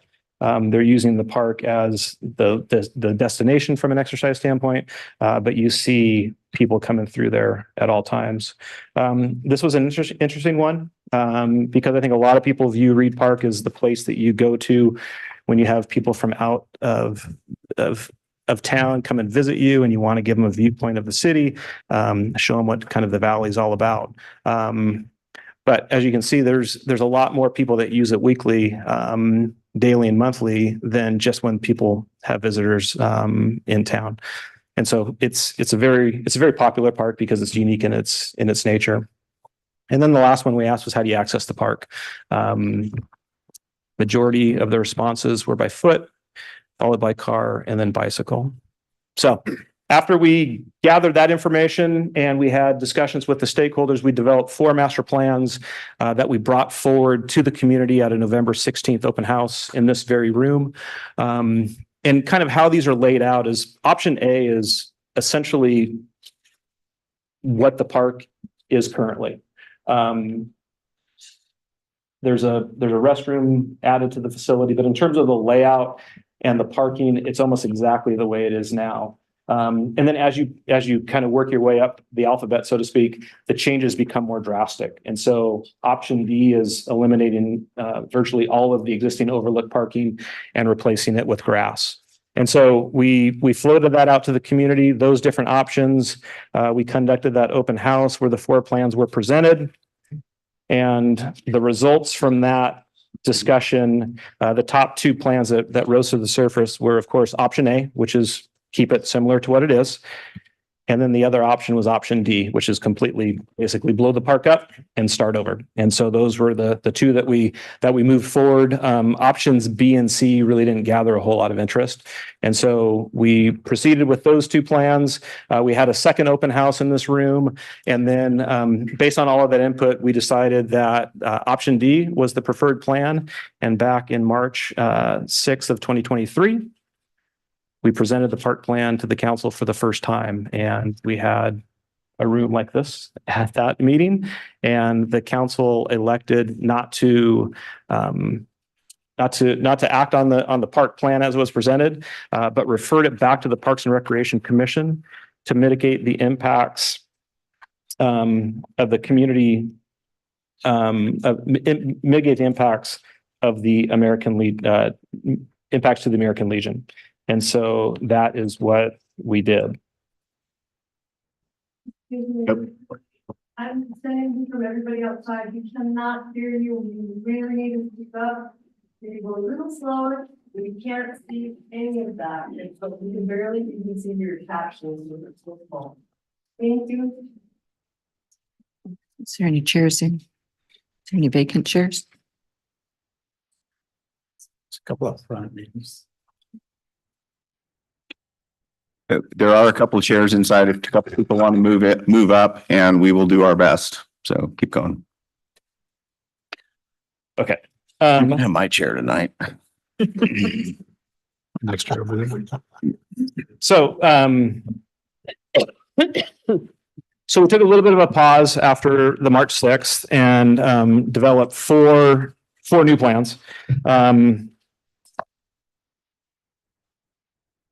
So we kept options A and D, which were the two finalists, so to speak, from the first park planning effort. And then we added options E and F. And E and F kind of split the park plan. It's kind of splits options A and D a little bit. And so what we did is we moved the turnaround we basically put it in the middle of where we have two turnarounds right now at the park. And so we were able to add some overlook parking and some additional green space near the water tower. We floated those ideas out to the public. We put out Reed Park Survey number 2. We had this open for about a month and we had close to 400 responses. In addition to the close to 400 responses, we had about 173 handwritten surveys that were submitted by the Save Craigs Hill organizers. All of the surveys had the same exact answers. They're not included in the percentage, our graphs and our percentages, but the message from those surveys was no change to the park whatsoever. And so in this survey, we were more specific in terms of what we asked. We wanted to know details about the park plans that were presented to the public. And so the questions we asked is which park plan do you prefer the most? And of those responses that indicated a park plan, revised option A was the preferred. Which park plan do you like the least? Option D, which is what we presented to council back in March of 2023, was the least popular. We asked about adding additional recreational turf near the water tower. There is a small little island of turf near the water tower right now. What we were proposing to do was expand that down into the parking area, just to provide more green space, which would take away parking from the upper area. The response to that was 67% said no. 33% said yes. We did ask about the need for public restrooms at the park. 57% of the respondents said no, and 42% of the respondents said yes. We do not have any restrooms up at Reed Park. We do not have porta potties. People are still finding creative ways to take care of that while they're at the park. And so what we've suggested is a single flush restroom, and that's what people were kind of working off of when they answered this question. We also asked about adding 15 pull-in parking stalls to the west of the American Legion on the south side of Craig Avenue. The majority of the respondents, 40%, said yes, they wanted to see more parking along that edge. And so we went back to the community again and had our third community open house. And from that, that opportunity for the public to comment, as well as the survey, we came up with preferred plan option A, and that's what we're presenting to in front of you tonight. And so I'm going to kind of break the park down in sections just so I can go into a little more detail. And so there are copies of the park plan at the front desk tonight that people could grab. And I'm going to work my way kind of west to east. So near the park entrance is where I will start, and then I'll work my way up to the water tower. And through this process, I'll touch on some of the concerns that were brought to us throughout the planning process from the public and kind of how we address those issues. And so at the far west of the park, end of the park, we really don't have a lot of changes made to this area. This is our open grass area with quite a few trees. And so what we're proposing here is to put in a pedestrian pathway that you would access off of the end of the street down there. I believe it's Craig Avenue at that location. And so at the end of Craig, the sidewalk would continue into the park property. And so this is an 8-foot sidewalk. We want to have something wide enough where people could pass, whether somebody was pushing a stroller, or if somebody was on a bike, or if you had people walking. Originally, the width of that path was 10 feet. People felt like that was a little excessive, and so we reduced it to 8. That pathway borders the exit road of the park. We've located it in that spot because for us to try to make ADA and accessibility and do all that, it makes more sense to put it on that northern end of the grass area rather than putting it right down the middle of the park where it's flat, and then you have a pretty significant rise in elevation. And so that area of the park is pretty much untouched other than the pathway. And then as we move west, this is diagonal parking that would replace the existing parallel parking that exists. We took a plan to the Parks and Rec Commission back in November of 2023. On that plan, we originally had 15 parking stalls in this location. The commission approved that plan. Since that time, we bumped up the number of stalls from 15 to 23. We had the space to do so. And again, along the lines of really trying to mitigate the concerns from the American Legion, we wanted to try to provide as much parking in this area of the park as we possibly could. And so we have 23 stalls there. The sidewalk continues in front of those stalls. We added a sidewalk from the end of Craig Avenue, or excuse me, end of Alder Street that ties into that main east-west pathway, because we know a lot of people will access the park walking up Alder Street. There's an ADA parking stall there as well. And we put that adjacent to the American Legion.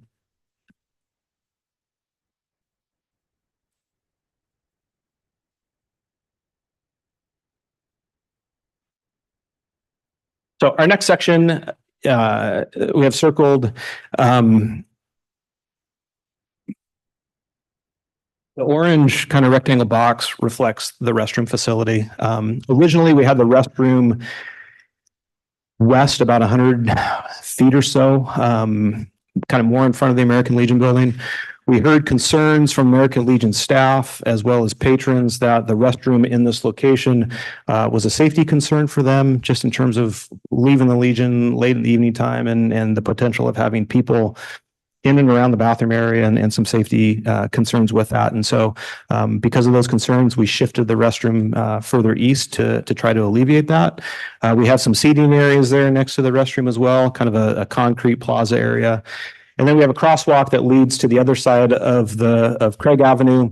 And we put in 8 diagonal parking stalls as well as an ADA stall in this location too. That's a good view from that location. You can't see the Monastash Ridge, but in terms of the rodeo fairgrounds and looking out over the Stewarts and the Clockham, you can see everything from this location. So we added the stalls there. The turnaround, that first turnaround is in the same exact location as the existing turnaround, so we haven't shifted that at all. And then as we move further up the hill, this is the area that has probably garnered the most interest from the community. We currently have 19 parking stalls at the overlook. Under this plan, we have 15. And so we reduce it by 4. One of the things that we've tried to do is we've installed some landscaping islands. There's 4 along that edge. Those serve a variety of purposes, one of which is traffic calming and trying to slow people down through that section who are driving. And so by putting in these landscape islands, we can kind of extend them out into the roadway a little bit more, still maintain that fire lane. But the impact is hopefully that it will make people drive slower through that area. The other thing that we have in this location is we have when people go up there to park and they want to be social from their cars, they park window to window. And so eventually when you park window to window, you keep creeping out into the lane of travel. And so by creating kind of smaller little pockets for people to park, we're hopefully eliminating that. With regards to the fire lane, let me go back 1 second here. Through this section here, we maintain the fire lane as it currently is. And under this arrangement, we have a temporary easement with the American Legion, so we can get a fire lane through there. That would be able to go away, and then we would be able to develop this area in a way that maintains the fire lane, but we don't have the easement with the Legion. So back to the overlook. We've also, near the water tower, we removed the retaining wall that separates the turf from the road. The idea there is to kind of slope it down into the turnaround area just to expand that green space, make it a little more park-like. We have also added trees to the center landscaped area. And then we've extended the trail, the sidewalk to this side of the parking area. The reason for doing that is one, the cars that are parking up there, they have direct access to that sidewalk in front of their vehicle. Two, the people who are walking up there, whether they're walking, running, exercising, whatever it may be, getting them along the view is the preferred area for people to recreate rather than right down the middle of the park. There's a proposal to have bench seating along this area for people who do want to enjoy the views from something other than their vehicles. The idea behind the bench seating and some of the other amenities is that we would locate those in those little landscape islands. Then we could put a bench in a space where it's not directly in front of a vehicle and impacting somebody's view. The person in the car doesn't want to see somebody sitting in front of them, and certainly the person sitting on a bench doesn't want to feel somebody breathing down their neck. And so we would use those islands for that purpose as well. We want to maintain the viewpoint as it is now. We do not want to do anything negative to impact the viewpoint. In fact, I think under this plan, we're potentially improving the viewpoint because the juniper bushes that are currently there, in all likelihood, would be removed as a result of building the sidewalk. So this is a profile of what that would look like along the overlook. So as you can see with the trees there, they're pushed back further into the island with the idea that still maintains that panoramic view. and while providing some shade. We do have a sidewalk and a curb. The current condition is the photograph on the right, where we do not have any type of curbing or any type of structure that prevents the water from going down the hillside and potentially further eroding. That's been a big concern, obviously, is the erosion issue and the concerns associated with that. With the sidewalk, with the curb, we can actually direct that water to another location and not have it impact the hillside.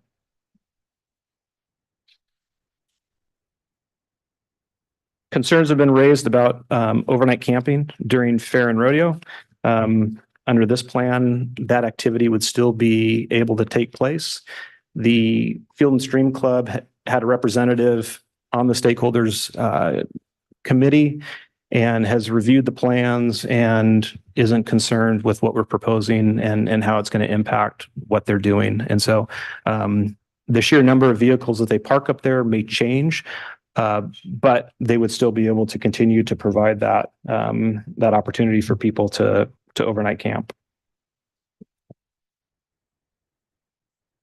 And with respect to the hillside and kind of further along, Dan Carlson from the Community Development Department is going to be speaking to that issue here in a little bit, and is going to go into detail of all of the things that we need to do before we ever put equipment up there or a shovel in the ground in terms of the permitting requirements and working within a critical area. So back to the parking comparison. Right now, we have somewhere between 70 and 68 stalls at this location, including the gravel parking lot for the Legion. Under this revised option A plan, we believe we have 69 marked stalls, as well as the stalls that are on the Legion property. And so it's essentially the no net loss when it comes to parking. We would be looking at phasing this project. Phase one would include, as I mentioned earlier, the parking to the south of the American Legion, as well as some roadway improvements. That's phase one, excuse me. Phase two in purple would be the pathway that goes through the park. Phase three would be the upper overlook area. And phase four would be the installation of the restroom. And we have this over a period of 4 years. We have cost estimates associated with that. Our landscape architect, when putting together those cost estimates, added a 3.5% increase in construction costs. So we did take into consideration some inflationary numbers as well. So we were trying to come up with as accurate numbers as we possibly could. So I just wanted to give just a quick example.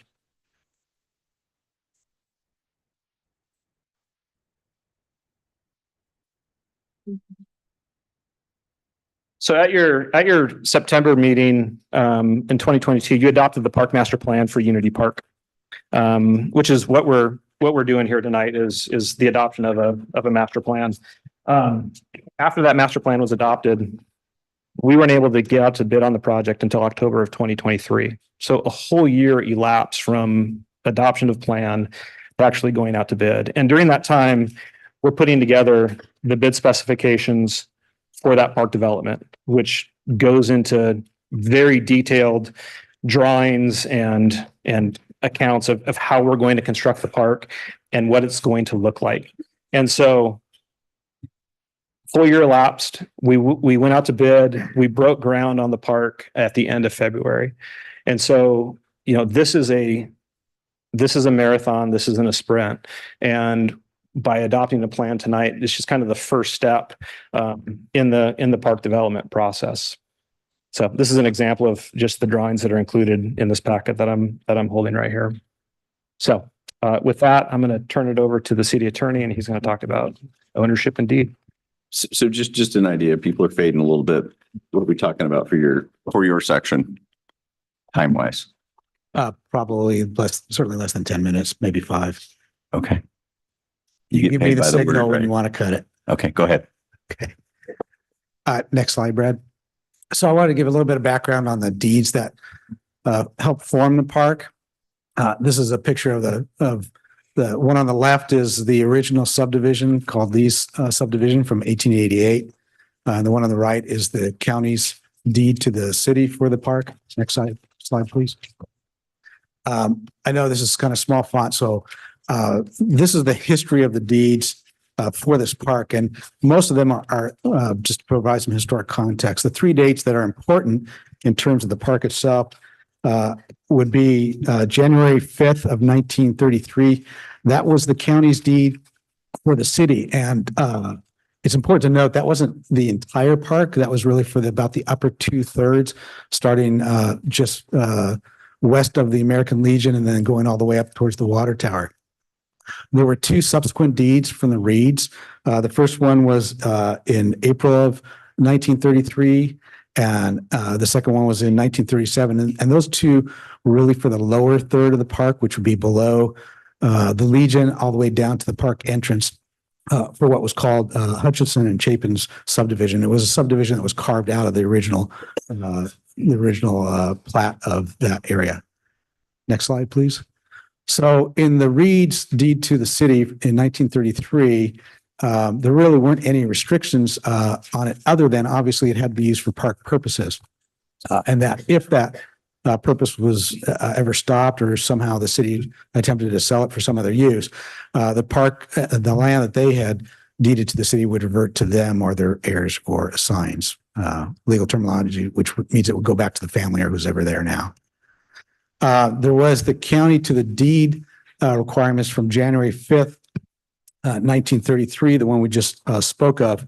And in that deed, there were two requirements which have been discussed here and will be discussed in a little more detail.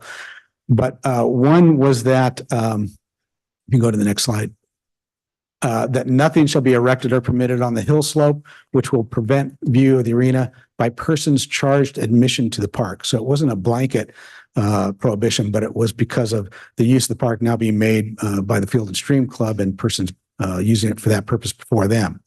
And at other times when there is an event in the arena that they're charging an admission fee for.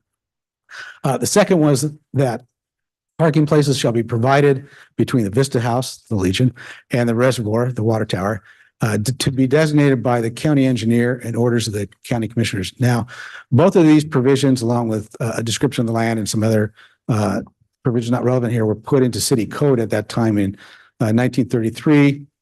That's at page 106 of the packet, the ordinances that were enacted at that time. And so there's been some discussion about does the county engineer now need to approve the project as it moves forward in terms of the designation of the park, parking spaces. We reached out to the county over the past several months, and last week we received a letter from the Board of County Commissioners. Next slide, please, which clarified their position. And in that, they have taken the position that, and I'll just read straight from their letter, the requirement that the parking spaces be designated by survey of the county engineer is specific to the initial parking designation, which was presumably finalized many years ago and concluded the county's involvement with Reed Park. The county does not believe that the deed conferred an ongoing obligation on the county engineer to continue designating parking spaces in perpetuity with Reed Park. And that interpretation is consistent with the city's interpretation. So at this point, we do not believe that there's any obligation to have the county engineer or the county at all involved in the design of the park plan or the parking spaces. Less than 5 minutes. Okay, we're going to take a break. We're going to resume at 8:45. So we will be ready to go at 8:45 with the continuation of staff reports. And then we'll do public comment, council discussion, and potential deliberation.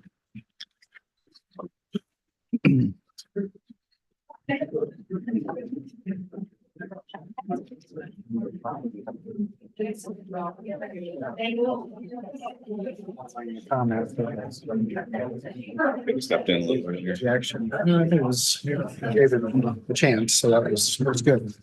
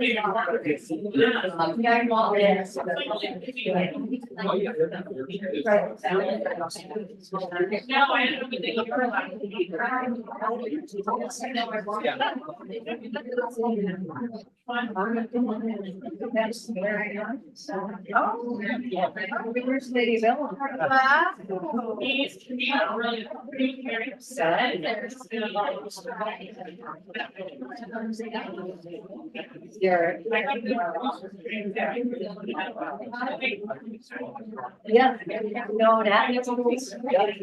Little bit, I know. And then they got. So she's an IT.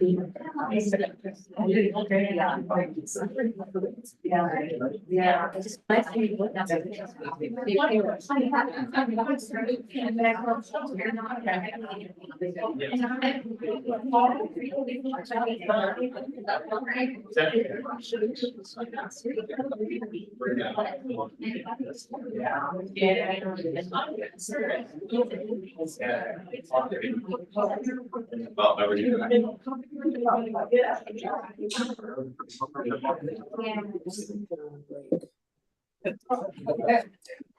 What?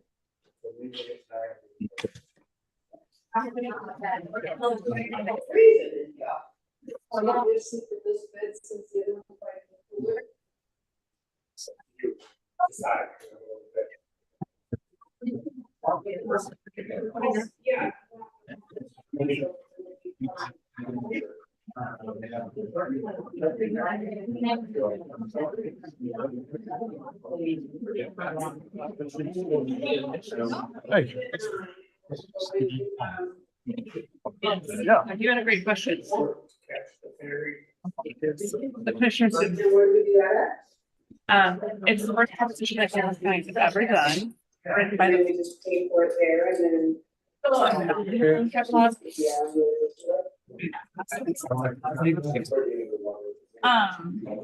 The commissioners had nothing to do other than go with the recommendation saying we have to talk about. So any of them, so any entity, okay, so the RCW's changed a lot here during the session where you can't put in an advisory book. And so that used to be something big that,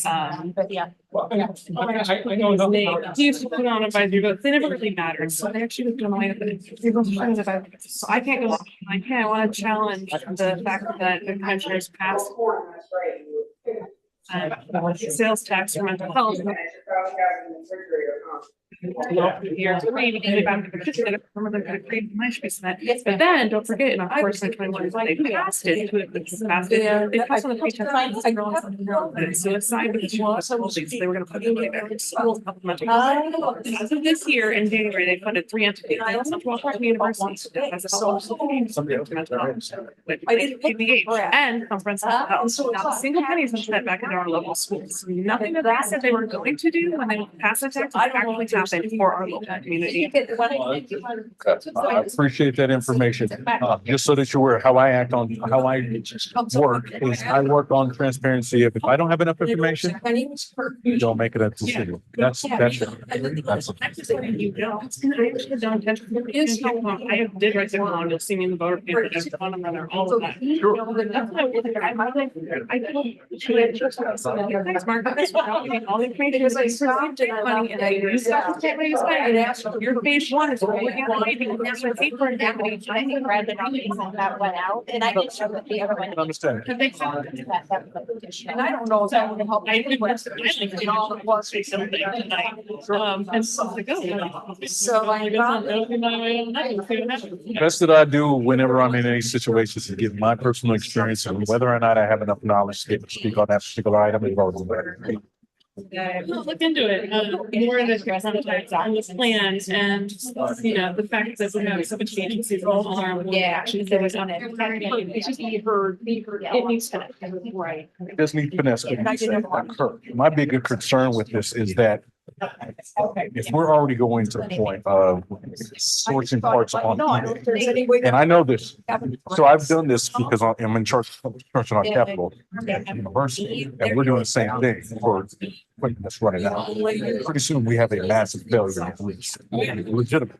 So the Zetron console, they're like the starting hard launch, that $300,000 grant had been programs that they're speaking like radios that require vehicles to have backup to that promise, but they have a backup.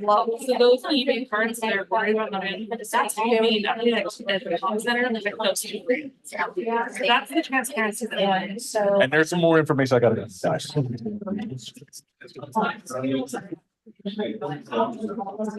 just say anything I wouldn't say in public. Yeah, not sure. I know, everyone knows how I feel. I'm gonna come back. I call it.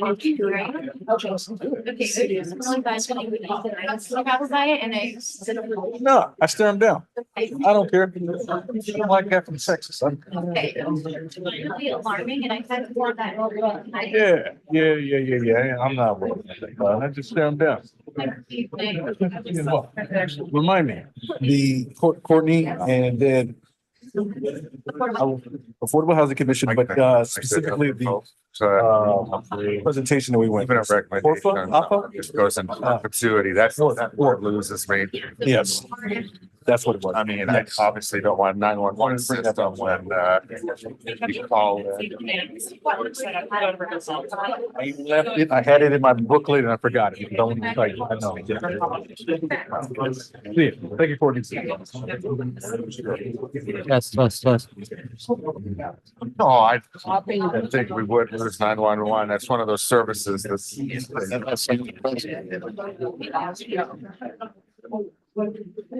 I could be. Does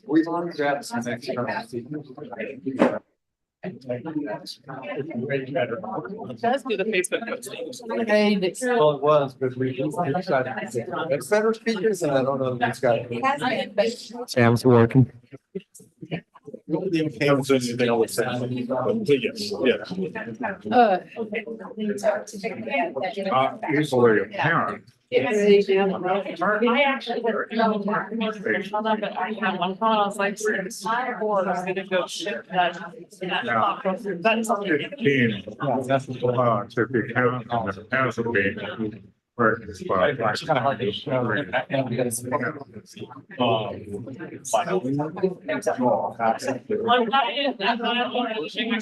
I know that components of the states, the reason they. I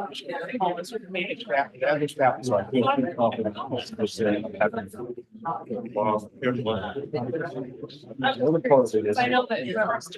That's because I. Regardless.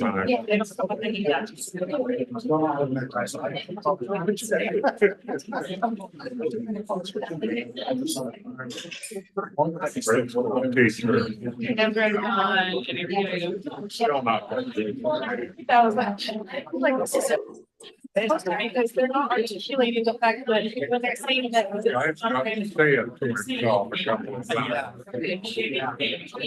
More than a couple of times. The attorney, say again. Terry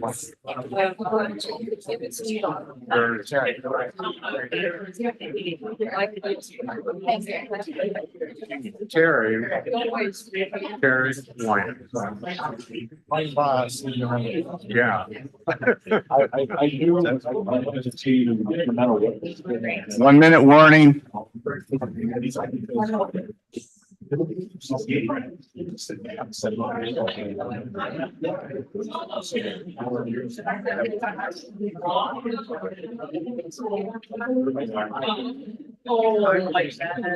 Exactly. It makes it anxious. Yeah, I know. I feel bad. I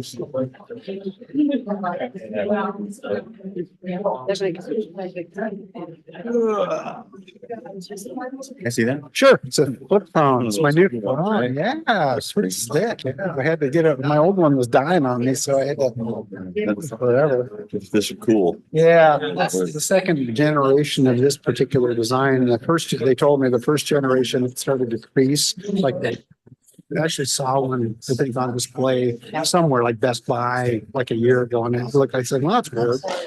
You're superior. We're starting in 15 seconds. Yeah, it's kind of cool. It's got a little two screen actually. It's also, you can do better selfies this way. So anyway, it's weird. I don't know. It's a cool design. But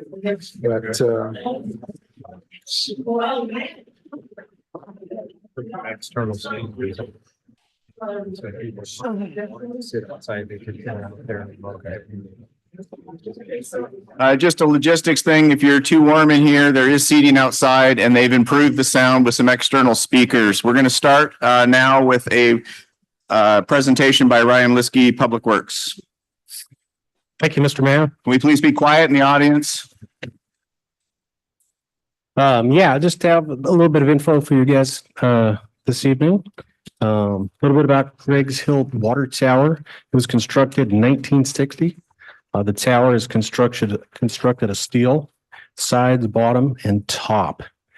The tower itself has an overflow at 69.5 feet tall, and the tank is 100 foot in diameter, which means the tank holds approximately 4 million gallons, or maybe just a little under. The tank itself is founded on a concrete base with concrete footings, 103.5 foot in diameter. The city, we perform annual cathodic protection annually on both Craig's Hill and the airport water towers.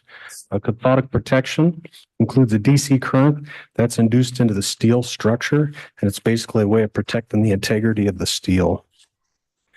The city occasionally does internal inspections of the tank, and I believe the last two were done in 2023 and 2016. No issues were determined from the inspections. In fact, the last inspection stated the tank is in good overall condition. Water crews are very familiar with our facilities and keep an eye on them throughout the year. There was mention of issues with the asphalt cracking adjacent to the water tower. I'd imagine that, sorry, thanks, Brad. Multitasking. I'd imagine that asphalt was probably placed with the construction of the water tower itself. And it's behind locked gates. Asphalt cracks. In fact, the city hires temporary crews every year and they go out and crack fill our streets. You should see them out here in the coming month doing that.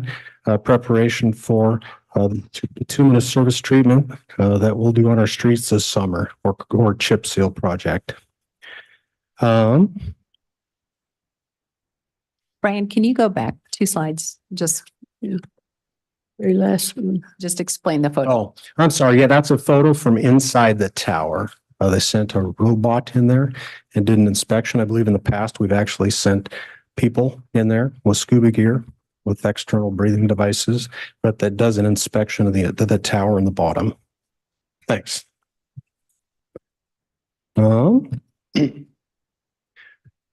There's some talk about the Craig's Hill Pressure Zone project that my department's currently doing.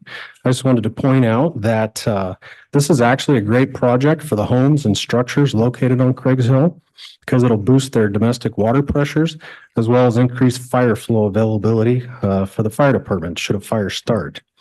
This project will actually save all of the city of Ellensburg's water utility ratepayers money as it'll be able to take credit for more water that's stored in the water tower that currently we're not allowed to take credit for due to Washington State Department of Health calculations and RCWs.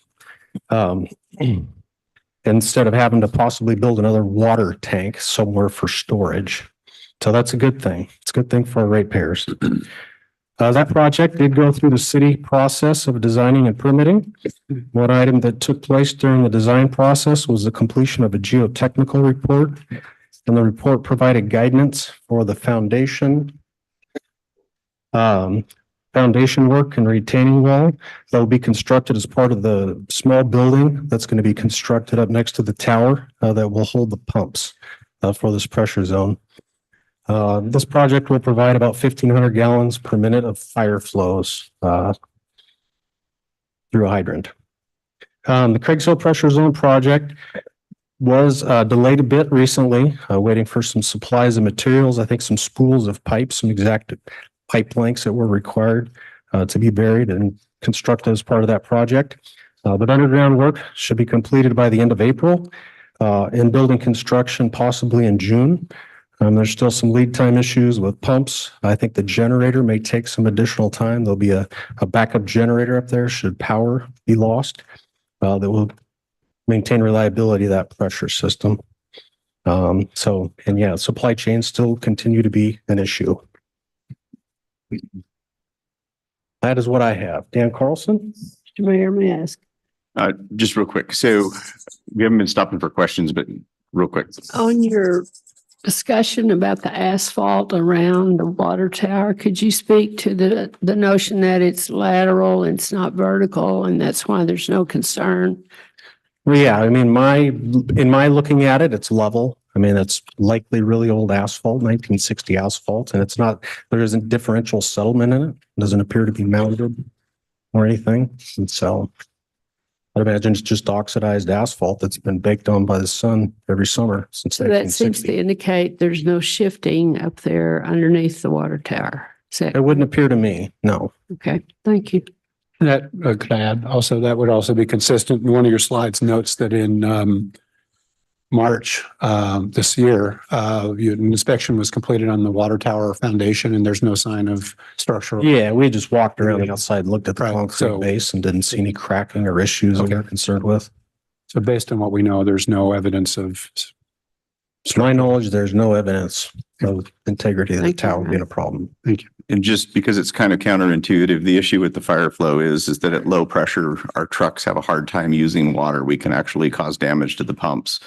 We actually boil the water inside the pumps at low pressure and then it causes damage. And so the higher the pressure of the water coming in, the easier it is to use for fire flow. Yeah.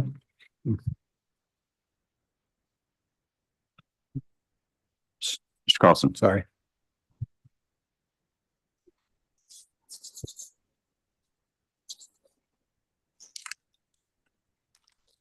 Good evening, Mayor and Council. Dan Carlson, Community Development Director.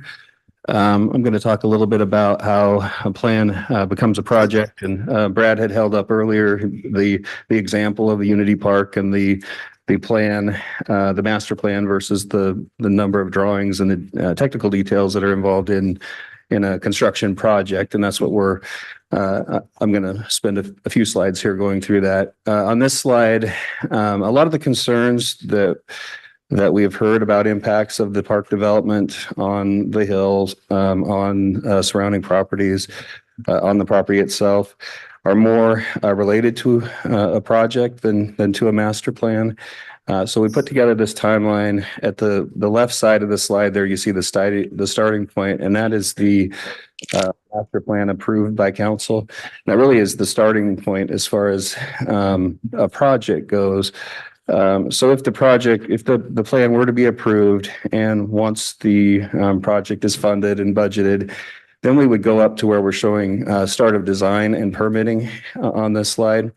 And we estimate about a year and a half total from that point of starting the design and permitting to beginning construction on the project. And so included in that, there are these permits, the city's SEPA permit, critical area permit, site development permit.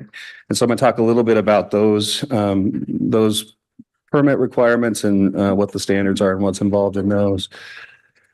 So this project, if it were to become a project, it would require a site development permit, which is the city's grading site development kind of permit. Critical area review. Craig's Hill is a critical area, geologically hazardous area, so it would involve that review. And then there is the State Environmental Policy Act, which is kind of an umbrella environmental review, and I'll go over that one a little bit as well.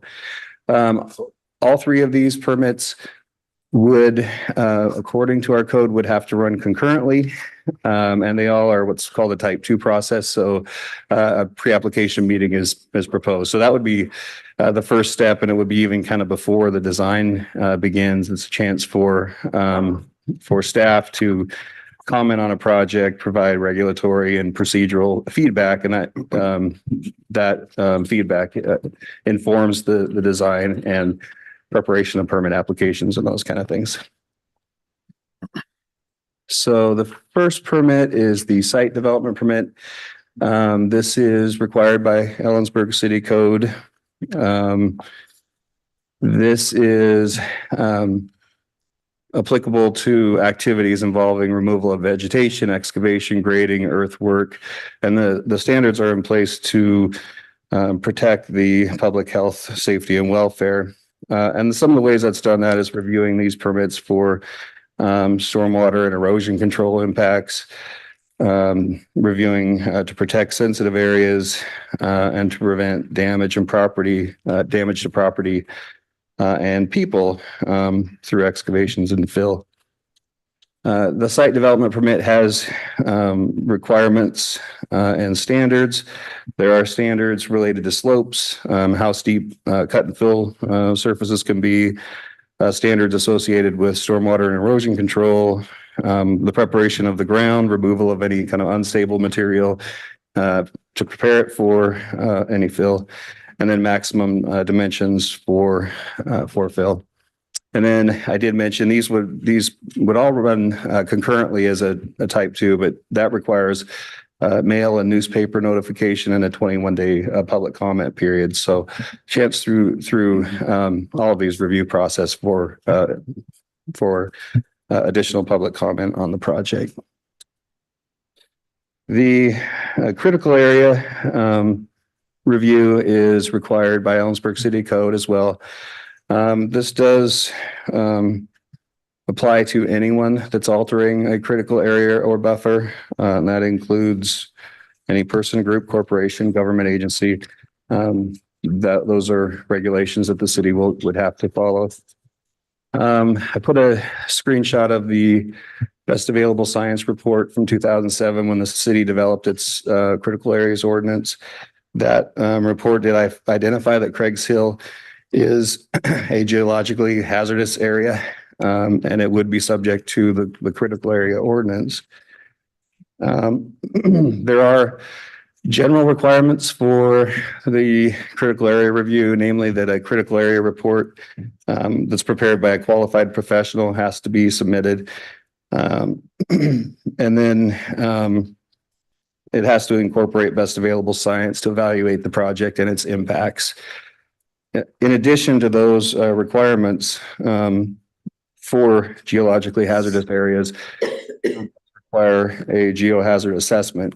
And that assessment does include site and construction plans where you're looking at types of impacts, location of structures, fill, material, topography, and the clearing limits.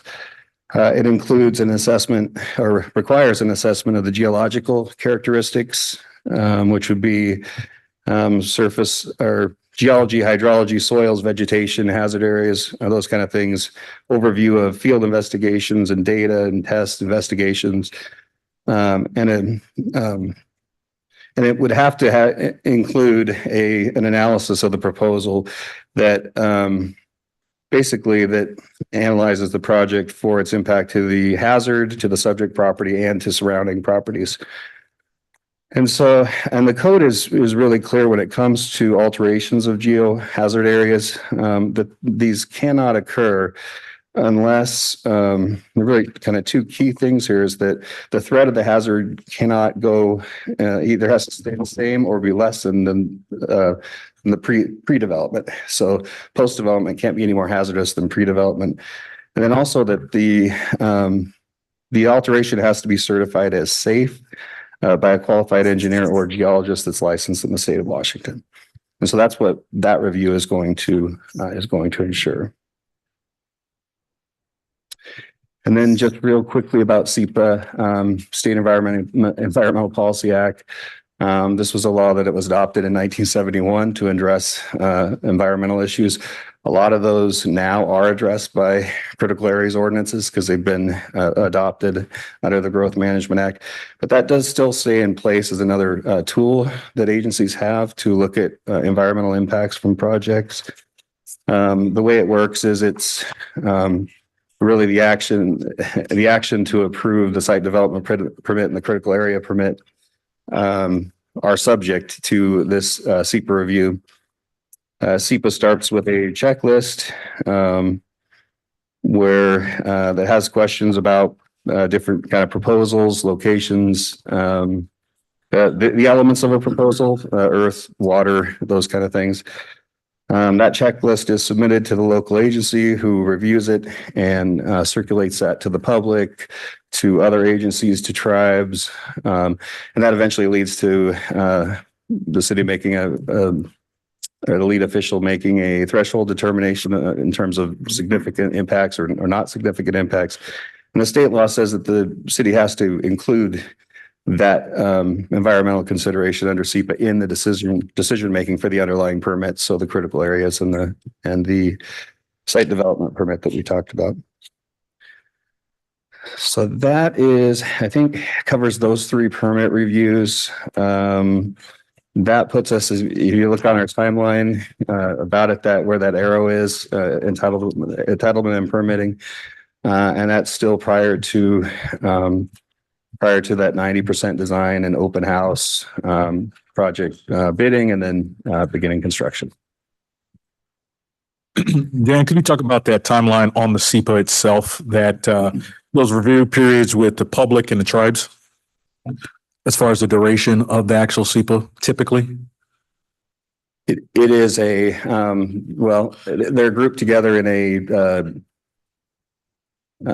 it's as a type 2 review. So it is from once that notice and mailing goes out, it's a 21-day time period for comments from those from the public or those agencies. Thank you. And those comments are written, they're submitted as written comments, is that correct? That's correct. Thank you. Yeah, can you advance for me? So I'm going to take the next section, Heidi Barron, Sternaway City Manager. I'm going to talk a little bit about fire lanes because this was an issue that came up early on based on a series of complaints received by the city. We went out to look at and measure the fire lanes and found out they were insufficient. And so by our city codes, the absolute minimum to protect an assembly structure is a reserved section of 20 feet, essentially.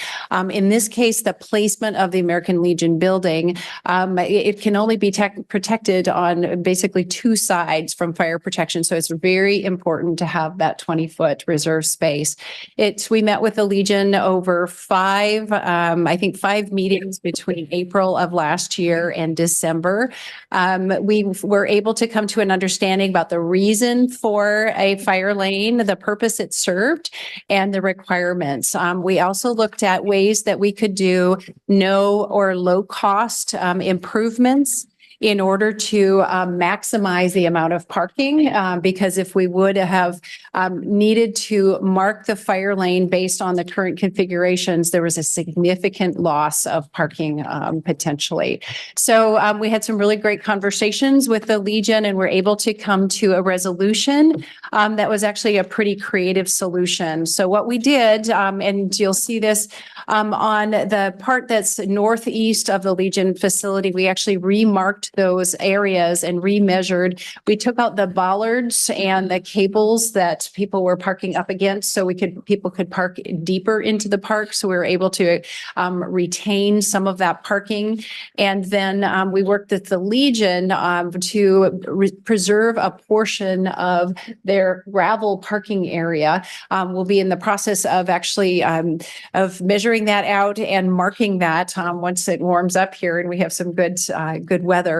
And so we have a temporary easement agreement with the Legion to preserve that portion of their parking area, their private property for the fire lane. Otherwise, the entire we would have had to remove parking on the on-street parking. So we were able to come up with a solution that worked well for all those. That was a no or low cost. And just a reminder that all the parks plan that you have in front of you is fire lane compliant. It's the 20-foot street widths and at the appropriate places in order to make sure sure that the fire lane is consistent. So this won't be an issue into the future.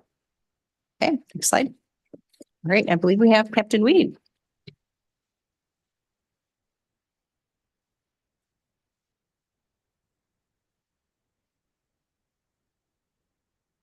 Good evening, council members, mayor, city manager. My name is Jim Weed from the Ellensburg Police Department. The question often gets brought up with regard to the park about criminal activity and whatnot up there. So I'm just here tonight to give a quick snapshot of enforcement activity over the last 4 years. Much of the data on this slide you'll see has to do with proactive enforcement that officers are doing in the area. That means that officers were not called to the scene for a 911 call or from a report, but sought contacts out on their own at the request of the neighborhood or others for extra patrol activity. So you see on the slide that number, vehicle contacts 310. That number is over the course of the 4 years ending at the end of December 2023. And that is largely just officers being in the park after hours, contacting folks that are supposed to not be there and that kind of stuff. About 75 calls were received over the 4-year period from the public relating, usually, as you can see there, noise complaints and driving complaints. Not a large amount of criminal activity, a lot of quality of life type issues that are going on up there. We did a targeted enforcement up there where we asked officers to spend time in the park just to get a good feel for what was going on in there other than just being called there for stuff. And officers logged about 61 hours of patrol time during the 2022 calendar year, I believe it was, when they were just up in the area trying to be there, make contacts with folks that were parking there and using the park. For context, during the 4-year period of time, the police department at large handled about 110,000 calls over the course of that 4 years. So the 460 that you see represented there is a relatively small number, about 100 and some odd calls per year that we're handling up there, either between proactive enforcement and calls. Answer any questions for anyone. Thank you. Thank you. So I believe I have the final section. You'll be glad to know you're almost finished here. So the final section, and this is really the most recent issue that's been brought forward, is concerns about the hillside sloughing and geotech. And so in the staff report and in the packet, we actually provided a geotech report that was done at a high level. They call it a reconnaissance level last year. And the reason this report was initiated was that we were looking at the parcels as we were looking at the park, and we recognized that the county's parcel map for the assessor's office does not have some of the parcels labeled correctly. And so we initiated a conversation with the county about the parcel ownership, and then discussions about looking at the hillside and how to address some of the issues on the hillside. And so we had a preliminary discussion with them. We actually initiated the geotech to provide a level of opportunity or options for mitigation on the hillside. This last week, we actually went together and walked the hillside with a soils expert, looking at various portions of it. The portion that you see in the picture right here actually is in the southern, if you're looking over the very south, kind of unbuilt portion of the park. This is probably the most sloughing that you'll see. And the conditions change as you move forward. And so there are various options for treatment, and we're committed to working with the county to resolve both the parcel issues and mitigation for any of the hillside. The expert that we worked with said that there is no imminent danger here. The sloughing has been taking place for thousands of years. And, but water essentially, adding additional water to it, and freeze thaw cycles actually exacerbate some of that. So you'll see more materials coming down, oftentimes in the springtime, late winter, springtime. And, but there are some elements, and some of the options were to provide a netting essentially over the hillside. And then other options were to just add ecology blocks at the bottom and continue to make sure to, again, protect property on the other side. So again, there might be several different types of treatment we come up with to mitigate this and to potentially slow some of that sloughing that we see happening along the hillside. So let's see here. All right. So this is a very complex issue. And again, it's been happening for decades. And I heard somebody talking just from the audience earlier about this is an issue that folks said they needed to address several decades ago. And so your staff have a commitment to working with the county, and we have a meeting coming up actually in the next week to start our initial conversations on how to address both of those issues. So with that, I will hand it back to Brad. Yeah, so with that, the recommendation for the council tonight is to adopt the park master plan as presented, as well as the phasing schedule.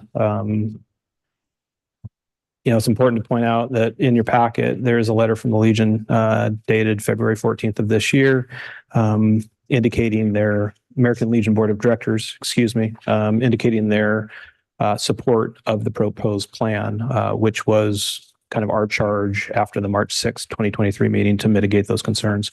And so I hope we've shown that we've done that, as well as addressing some of the other concerns that were brought forward by the community throughout this long process. So with that, we'd be happy to answer any questions or. Okay, let's keep these short because we got a whole bunch of people to talk. I know. So has the city completed any master plans of its parks, and is there a requirement that we implement a parks master plan, and can the city do projects in a park if it's not a project on the master plan? Yeah, anytime we take on a park project, we're following a master plan that's been developed through staff and adopted by the city council. And so it helps us when looking for funding opportunities. It vets the desires and wishes of the community, provides the opportunity for public input. There are some communities that have gone away from master planning, but I think it's an integral and important part of this process, and something that, we wouldn't feel comfortable moving forward with the project unless we knew that we had, the support of the community as a whole, and then also the city council as well. One more, if I can. So if this master plan was not adopted, what is the path forward for the easement agreement with the American Legion? I can't, I'll defer to the manager. The intent of the American Legion easement is that it is temporary. And it's one of the reasons that we phased the first phase of development of the park would be that section. So we could actually permanently, it would address some stormwater issues, because when you start building streets and designing streets, you can actually help move water away from the hillside, which long-term is a good thing. And but the easement doesn't go away until we start, but it also is reversible anytime the Legion provides 90-day notice. And so then we'd have to revert back to other parking solutions or less parking. Thanks. I've got a couple of real quick questions. Just for clarification, first one is of the phases, it's my understanding that no phase would move forward without the engineering reports on the hillside, like the critical area review. That's correct? Yeah, part of the development process would be the critical area review. Correct. One clarification on the critical area review, there was the statement that it could move forward if the hillside was left the same or it was improved. Is that correct? Because the reason I asked that is we've got the one geotech report from 23 that recommends a couple of different mediation efforts, netting, ecology blocks. So because we already know that, does that mean it's an existing issue? And if it's left the same, we don't have to do anything about it? So that, that standard applies just to the project. So, it couldn't increase, the hazard beyond the pre-development, so beyond the project, the park project.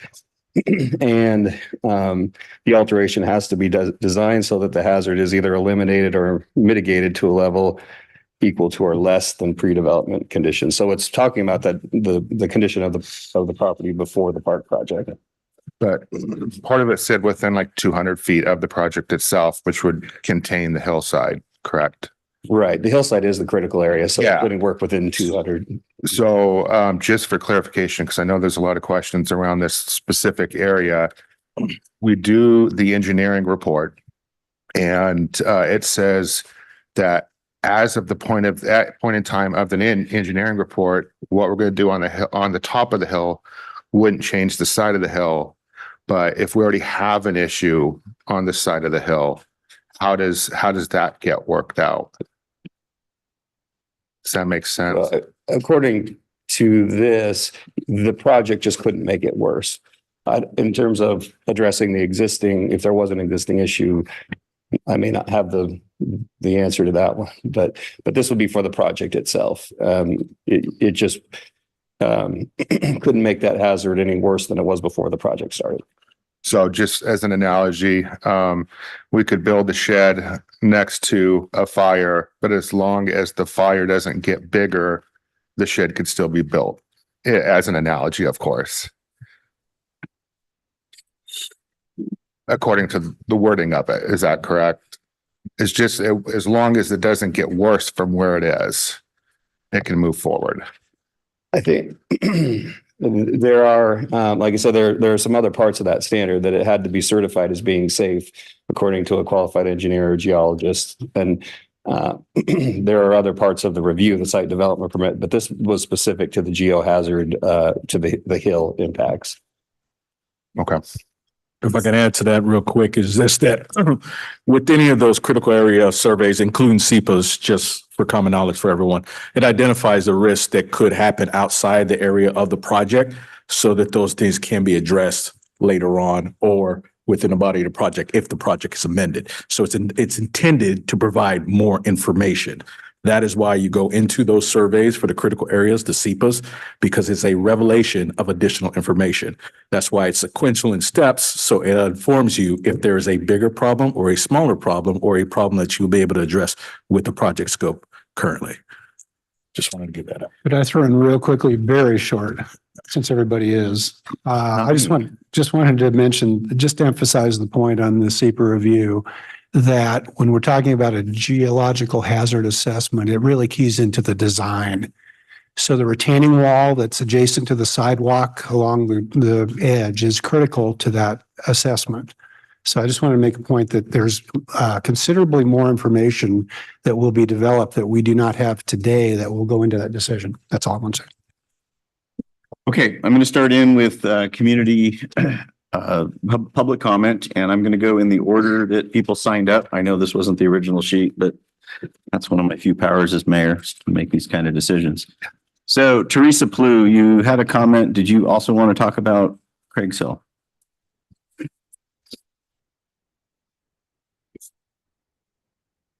And we're limiting comments to this subject, 3 minutes.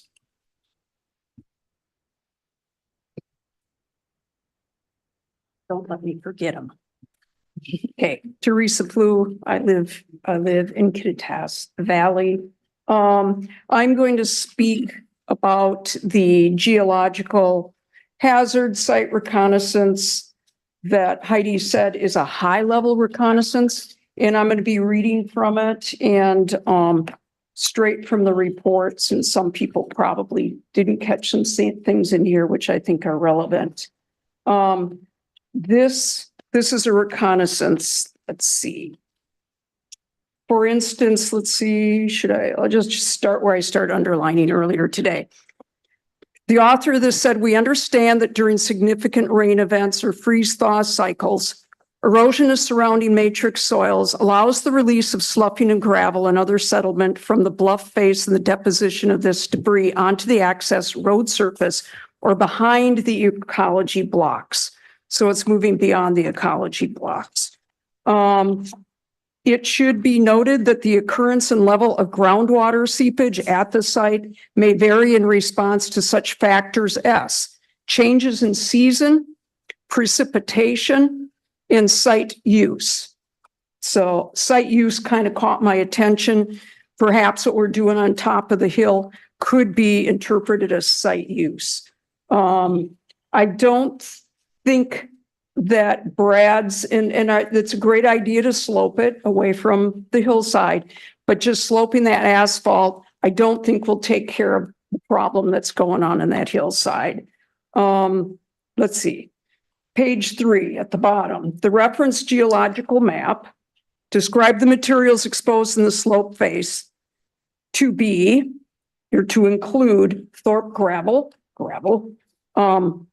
another type, and tertiary age units are described, 2 of them, are described in the referenced map as weakly to moderately indurated, suggesting material akin to either very dense sediment of weak friable bedrock, the steep vertical, and in places overhanging aspect of the material exposed in the bluff is suggestive of weakly cemented bedrock, while the sloughing of material from the face and the continued release of rocks is indicative of unconsolidated sediment. Their conclusions. It is our opinion the exposed weakly to moderately indurated deposits observed along the slope face are likely highly erosive, and we expect that the release of gravel, cobbles, and other sediment onto the access road at the toe of the slope will continue. Let's see. Fast forward because I can't read it all. Additional bluff retreat or sloughing should be anticipated as the result of seismic shaking. This is a recognized seismic shaking zone here. Let's see, fast forward to the last page. Please keep in mind that 3 minutes. What? We're at 3 minutes. Thank you. Okay, good. Read your last paragraph on your. Mr. Mayor, just for the audience's benefit, that horn that keeps going off is a black F-150 that's parked backwards in the lot. It's been going off repeatedly. I don't know if it's a black Ford F-150. It's black with tailgate in. I think it's black. Or maroon. I didn't get the license plates. Can somebody verify if it's maroon? It's maroon. It's me. It's maroon. It could be maroon. I'll check the license plate. We'll check it. Okay, Penny Whitman.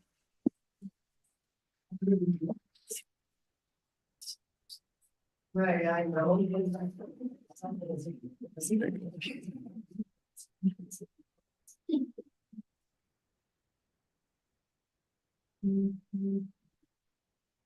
Hi, thank you. My name's Penny Whitman. I'm from Ellensburg. Okay, we've talked about the concern of safety.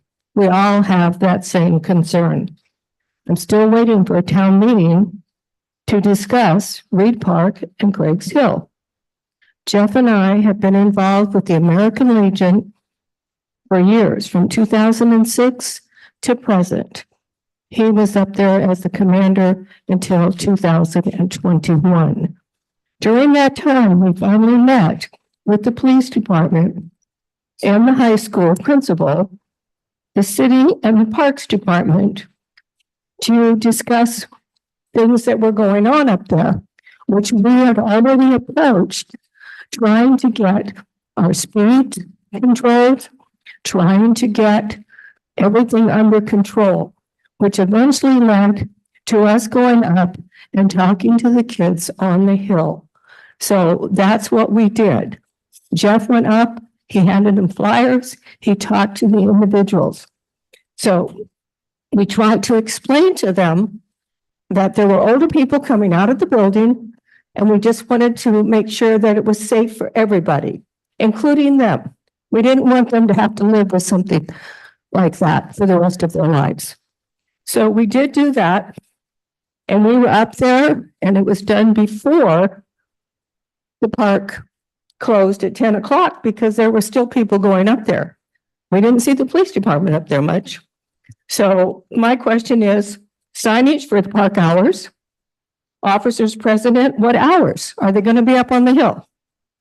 For the kids, if they're the problem, but let's reach out to the whole community. It's not just the kids that are the problem up there. So they need to be up there lunchtime, school time, evenings, and checking things out.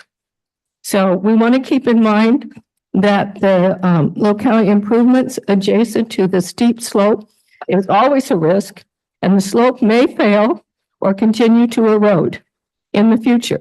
Heavy precipitation changes the groundwater or the seismic events may accelerate erosion and slope on the hill. So these are things that we have been concerned about for a long, long time. We don't want to lose our hill. We love our hill. We love Ellensburg. We love the view. A sidewalk with a wall, that's not going to keep our view. Still, why not go either on the other side or in the middle of the park? But don't change our viewpoint. Thank you. Okay, Jeff Whitman.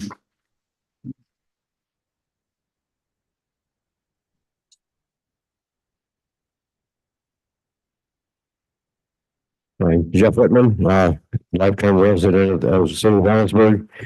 Couple of comments on that. The latest plan is something I didn't pick up on when I looked at it at the Legion was the retaining wall that we saw the picture of up here doesn't go the full length of where that sidewalk is.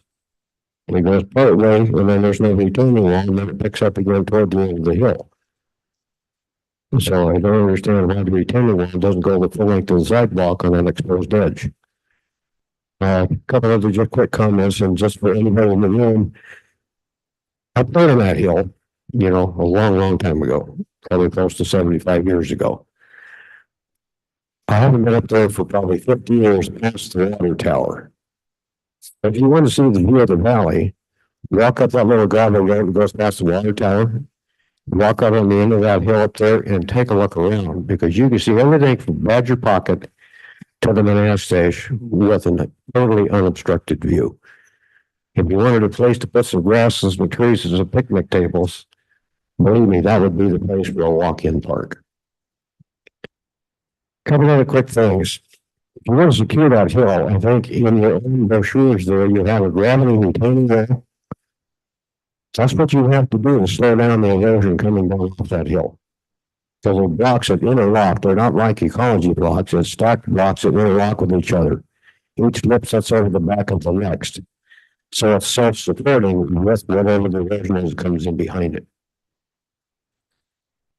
I think the lack of communication has always been one of my frustrating things for here, because years ago we asked for speed bumps, nothing happened. We offered to put speed bumps in ourselves at our expense, but it could be taken out in the wintertime for the snowplows. We got told no, we couldn't do it.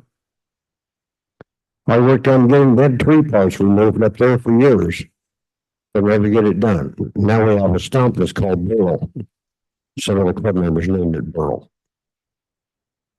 So these are the things that, like I say, it brings out my frustration for some of this.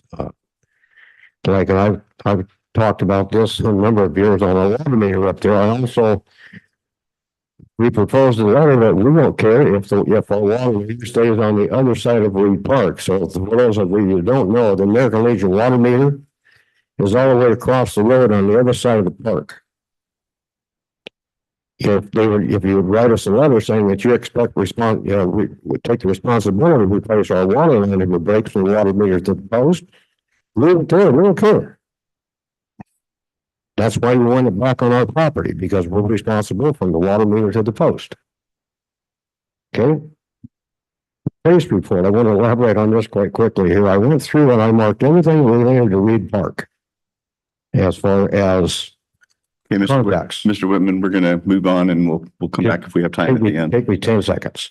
But no, 300, Mr. Whitman, we got a whole bunch of people behind you. Just take a second. 340. Mr. Whitman, I'm going to be consistent with everybody. Mr. Lang or Angie Lang.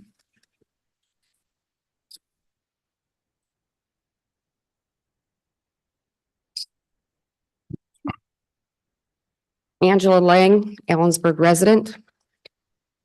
You have to admit I've caused quite the stir, haven't I? One of the first things that stood out to me when I started this whole thing was I read a comment. It was on your website.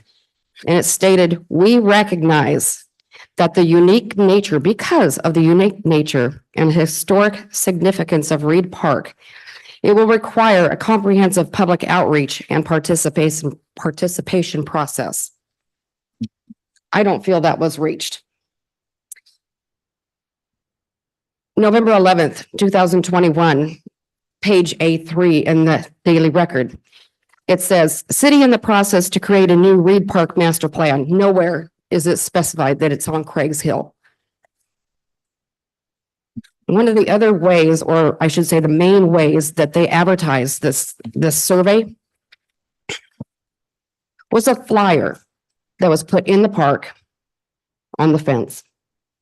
This was to lead you to the online survey. The results that you got from that survey are from the people that walk and bicycle there on a daily basis. It was kind of a little skewed, in my opinion. The first question I asked to the people on the Hill rodeo weekend was, "Do you know where Reed Park is?" No. You're standing on it. Your vehicle is parked on it. Your RV is here. They didn't know. The residents of Kittitas County did not know that Reed Park was on Craig's Hill. I wonder why it wasn't put in the paper as Craig's Hill, the Craig's Hill. It really upsets a lot of people. They're here today because of that. We did a survey October 2023. And we were allowed 4 weeks to do that survey online. We worked like crazy out there to get the word out to everybody in this county. I want to know why in this agenda packet, question number 5 was not mentioned at all. That question is, do you think the city should be making any changes to Reed Park? The online answers show that 63.5% of the people that answered that question, 235 people said no, they do not think so. Unfortunately, our written ones, with the written questions that we took, it actually was a 74%. Ms. Lang. Thank you.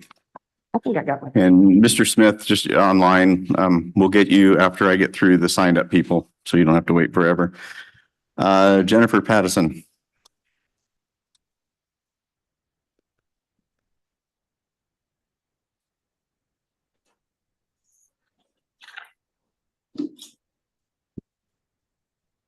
Jennifer Pattison, resident of Kittitas County.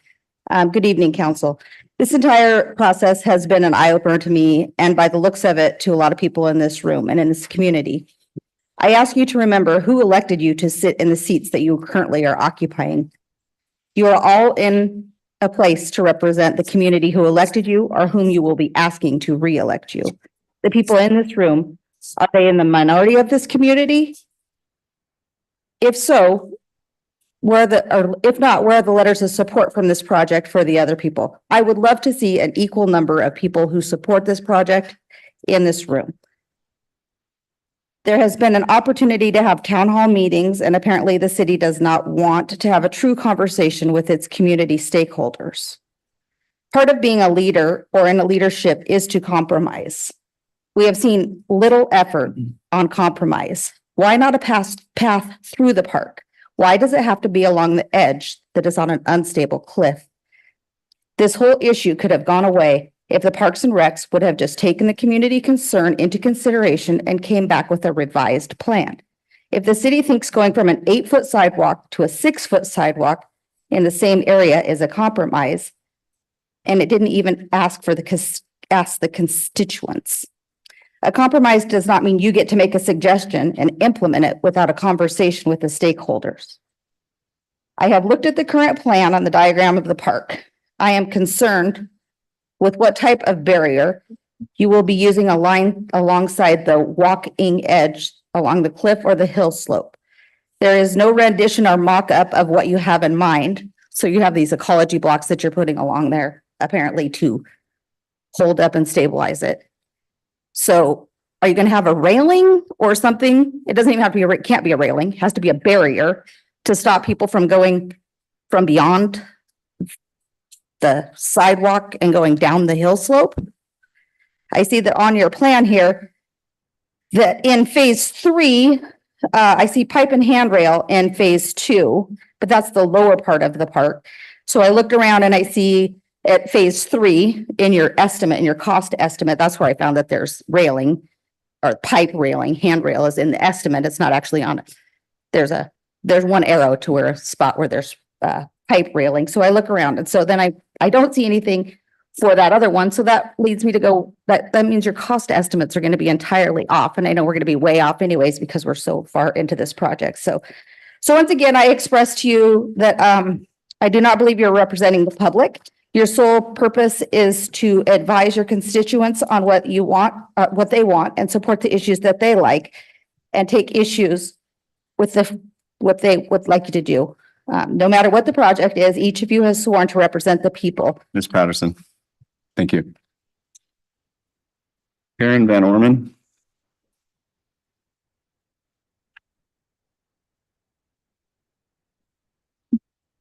Good evening. I'm Karen Van Orman, and I'm a resident of Kittitas County. When reading through, and I'm speaking specifically regarding the deeds. When reading through the deeds, there's key language directly in the documents that stand out. Reading through the 1933, 1947, 2003, 2005 deeds, along with the local agreement between the city and county, there's phrases including both city and county desire to cooperate in the construction of a public park and to care for, control, supervise, improve, operate, and maintain. Number 2, the city and county hereby convey to the Legion their respective interests in the property. Number 3, the city and county will continue to control adjacent park property. And number 4, when the county is in possession of Reed Park, for the agreement and charges an admission fee to people who are overnight camp at Reed Park or view events taking place at the rodeo arena or fairgrounds property. It is clear that both the city and the county have shared responsibilities and interests in Reed Park. Thank you. Okay, Marilyn Adams, you had a conversation about hillsides. If you have, okay, thank you. Charlie Smith, you're on the sign-up list and on the virtual attendees, and I'm not discounting the possibility there are 2 Charlie Smiths. So, Mr. Smith, you're online, and can we activate his mic? Can you guys hear me now? Yes, sir. Yeah, good morning or good afternoon or good evening, citizens. Sorry, I was there earlier and signed up, but I wanted to be able to speak. So first of all, I would say the worst thing a government can do is do nothing. It's the easiest thing to do is do nothing. And so I would just say, regardless of the outcome of this park, please don't do nothing about mitigating the slope and finding a way to build that up safely, whether that's the Army engineers or whether we have to go out and get a grant. I'm pretty sure we know a really excellent grant writer that the city can use. So let's get that that concern about the hill that someone brought up since the 90s. Don't do nothing about that. Let's get that taken care of. Second, I would say, my name is Charlie Smith. I'm a resident, Kittitas County. We moved back 10 years ago. My wife's family raises Timothy hay out in the Badger Pocket. We love this area. That's why we came home. And we live on Willow on the other side of the water tower. I have 3 small children. We love living right at the end of where the Iron Horse Trail, some call it John Wayne Trail, begins, whether they're playing there on their bikes in the summer or sledding down that hill in the winter. It's a great place to play. And we, at least 6 days a week, myself and one of my kids or all of them, we walk up the sledding hill and along Reed Park, and we always stop to look at the view. The view is spectacular. its natural beauty is second to none. The architecture of the college can be seen. You can go up to the tip top and look all the way back out to the Badger Pocket area. It's just a beautiful view. And we could walk around the Ellensburg School somewhere else that might be safer, but we go up there because that view is wonderful. And I would hope that we would never do anything to take that view away. I don't think we can help out a lot by putting in some kind of speed bump, whether that's an inverted speed bump, so in the wintertime, the snow plows don't wreck it. And the other thing I would ask is, let's not put a handrail up on that sidewalk. There's sidewalks on 3rd Street and on Capitol, on University and on Main Street, and those are along really busy streets. There's no handrails there, and they're probably way more dangerous than walking along that hill. But don't take away that view. It's the essence of what makes Craig Hill, Craig Hill. And yeah, I could care. I really, taking my kids up there 8 months out of the year, it's very muddy and slick. We end up walking down the street, can be dangerous. As long as there's a path through the park, I would very much like to see us put a path through the park. So don't do nothing. Let's fix that slope. And whatever you decide with the park, I support it. I'm in favor. Would love to see it get done. The other thing I'll say is to Angie, I love your passion and I love your fire. You've obviously been able to organize and fundraise and do some wonderful things. I hope that once this park issue is resolved, that you'll be able to stay active in the community, because I think you're a heck of a leader. Help us get that field house built out there at the Rotary Park, so that my kids selfishly can enjoy it while they're still kids. And I will yield the time to somebody else. Thank you for listening. Mr. Lowry.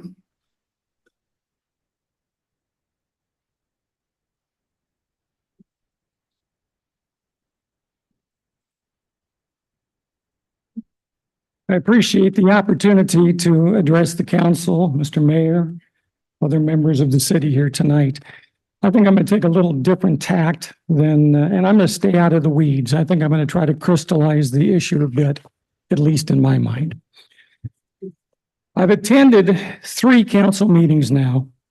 I've also attended a county commissioners meeting. And I worked for 35 years in radio news for both KQBE and KXLE here in Ellensburg. Also worked in public affairs, as Delano knows, up at the university for years. And in that capacity, I had the opportunity to either report directly on, or at least observe from kind of close up, many of the contentious issues that came before the city council. This one is one of the most contentious issues I can think of that's come before the council. And what's interesting is it's contentious without contention. I really appreciate what was presented tonight, but this is a master park plan that's in search of a constituency, and there is not one. There is no constituency backing this kind of plan. It's never been at any of the meetings I've been in here.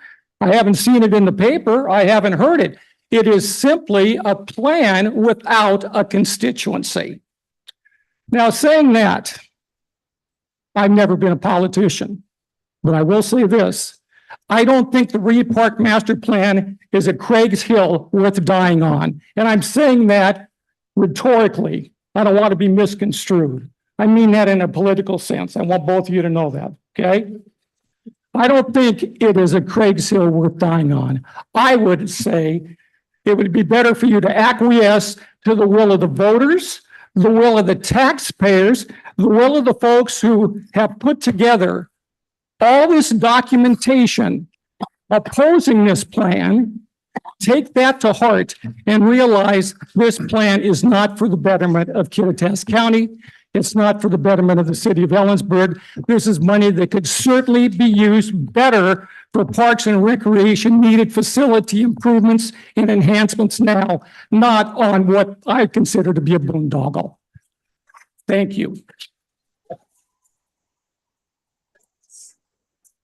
Rhonda Griffin.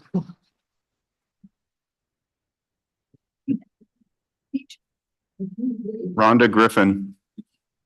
Last, but evidently somebody snuck in behind me and signed up, so I will just do it out there with you. I am Rhonda Griffin. Hey, go to the mic. County resident. You need to stand at the microphone so people online can hear you. Actually, no. I disagree with you only on one issue. Do it from here. Then we'll get, let us get you a microphone so people online can hear you and people outside can hear you. We will get you a microphone. We're not for the people out, not for people out in the foyer. We'll get you a microphone. I'll just do it without. I'll just do it without. I can do it from here and you can just picture me on my knee. This is me on bended knee, hoping that you will see how hopeful we will be at the time of your decision on the matter of Reed Park. Our history remaining intact depends upon you. Please do the right thing. Read the deeds and covenants and help us protect our heritage. Thank you. Rose Massey.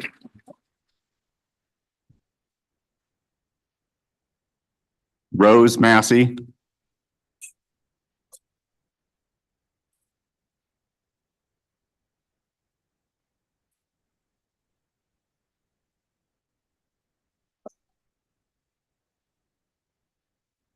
Harry, can we reopen the door, please?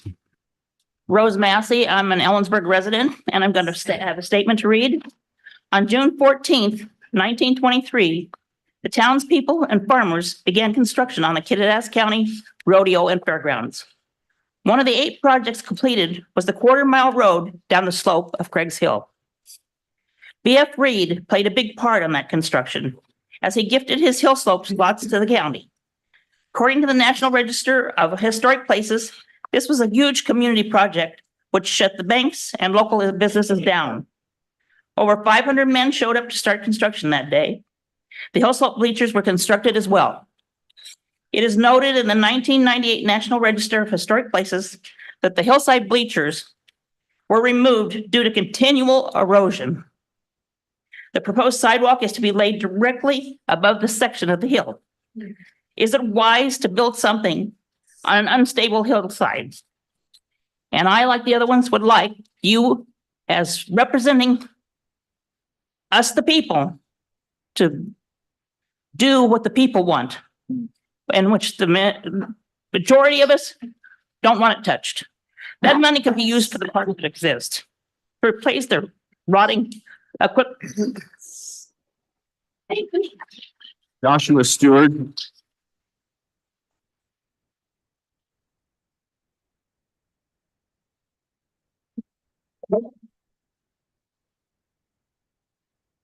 Hi, my name is Joshua Stewart, and I've been a resident in Ellensburg, Washington for about 10 years now. And my family is 3 generations in this county. My father, he actually used to own the Stewart and Williams Funeral Home in town. And for as long as I can remember, Craig's Hill has been a mile marker for the center of town. Every time I would visit when I lived over on the west side and visited my grandparents here, that I would always come and see that big blue water tower. I know that generations of many of the townspeople here have very fond memories sitting in their cars on the hillside, looking down either into the rodeo or just to look at the sunset or something like that. I know that I sure do. I mean, my now wife, I took her on our second date up there to watch the sunset. And during those dark COVID days, me and my dad would go up there and have our weekly lunches. Some here have already spoken about the safety of the park and everything, so I'm not going to get into that at all. What I'm kind of asking and wanting to figure out is why would there be a need or a want to change something so historic to our county, especially when there are other parts of our community that could benefit with the money that would be spent on this project? To me, it seems that instead of completely reimagining the current park, it needs to be refurbished and repaired. Thank you again for letting me speak, and for those that aren't here, I'm their voice, so thank you. So that is the end of the people that signed up. So I'm going to recognize you. I'll just point the first, sir. Can I talk? I didn't sign any. Absolutely. This is your opportunity. We're going to need to do it from the microphone. Bob Kibler, in Ellensburg. I just want to say how much I like Plan A. And that Parks and Rec Committee put a lot of work into that. And I want to commend them. We said we wanted parking places near the top, near the water tower, and they gave them to us. We said we wanted a sidewalk up through the park to be safer, so we didn't have to walk alongside moving vehicles, and they gave it to us.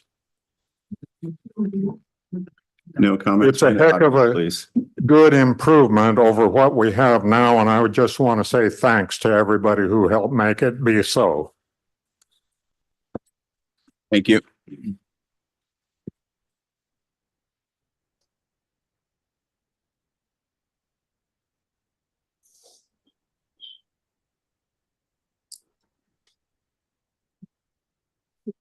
I'm Chuck Lang. I am a citizen of Ellensburg. I wasn't going to speak, and yet I'm kind of angry because one of the things that was stated is that if this thing doesn't go through, the parking of the Legion will be affected. Was that a threat? I mean, that's how I took it. You guys want to do whatever you want, and if you don't get it done, it's going to affect them. I don't appreciate that. And I don't appreciate what happened during one of the other meetings when I had somebody call my house and chew my wife out and threaten her. I don't appreciate it. So anyway. Back row.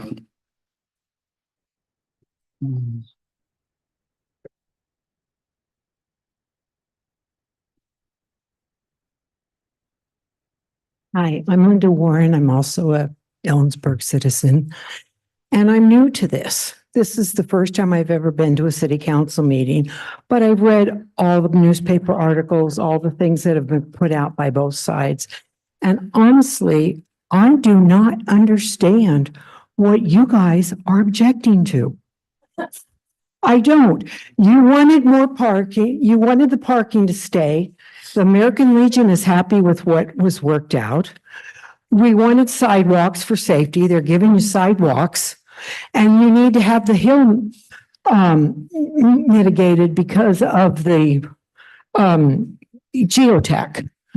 And they're doing that. So I'm sorry, people, but I don't understand what you're all upset about. Sorry, no mask. Sorry.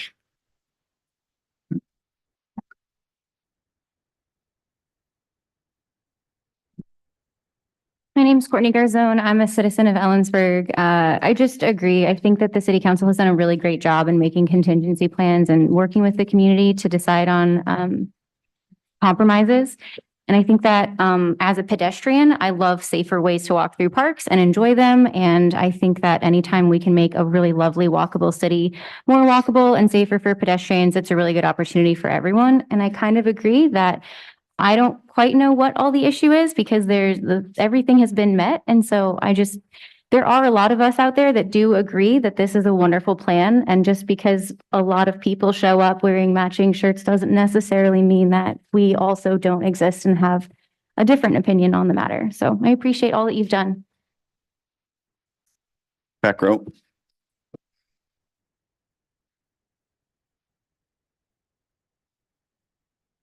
Hi, my name is Katie and I am a resident in Ellensburg, also an employee in downtown area. I am a runner and I am a mother, and for both of those reasons, I'm looking forward to the plans that have been designed for Reed's Park. I think it looks like looks like a place where I'm going to be comfortable taking my children, whereas now I do worry about the traffic. So yeah, that's it. Yes, sir.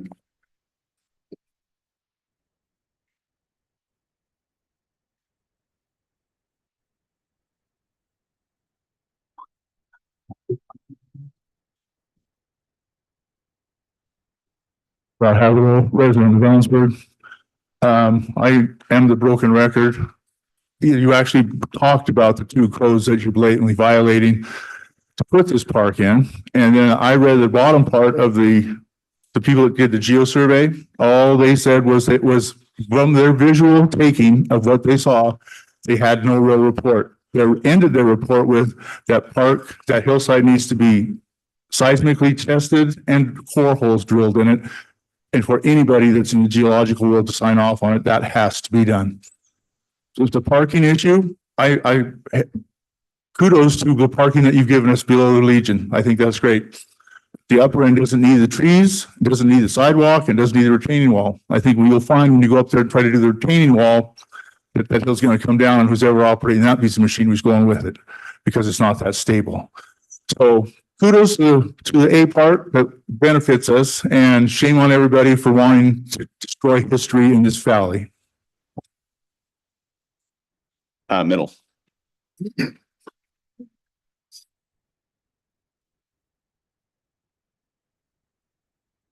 Good evening. My name's Lynn McCowan. You can pull it down if you want. Oh, and I have lived in Ellensburg for decades. So I just had a few concerns.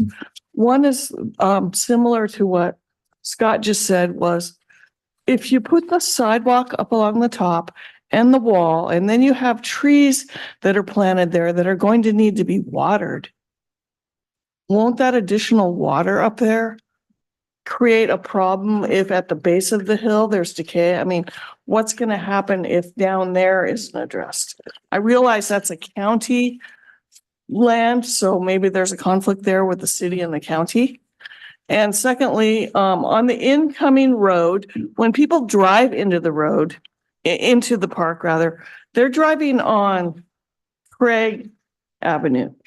And it says there won't be any improvements there. However, there's a lot of decay on that road. It's really dipped and distorted. And I want to know why they're not going to put a sidewalk along that side, along the residential area. I mean, they're zoned to do that where on the street I live, which is just a couple blocks away. A sidewalk could also be put in there because you have to drive in that way. Okay, and then there was one other issue.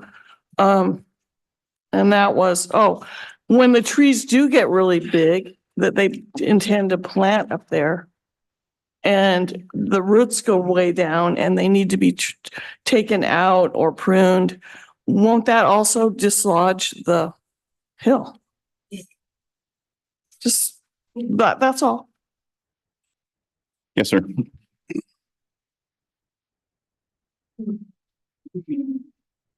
Reed Waite, Ellensburg resident, and you can imagine with my name Reed, I'm very interested in Reed Park. So I go up to Reed Park by foot, probably once a week. I did it when I was living downtown near Unity Park, and I'm doing it now from Mount Stewart School area. And I love going up there. Everybody loves the view. Everybody loves the view. But when I get up there, there's cars, there's diesel engines running.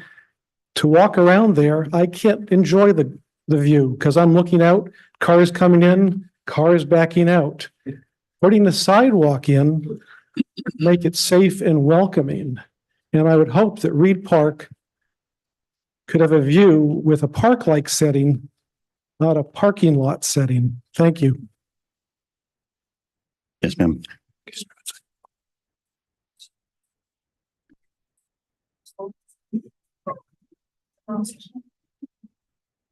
Thank you, Mr. Mayor. One more time.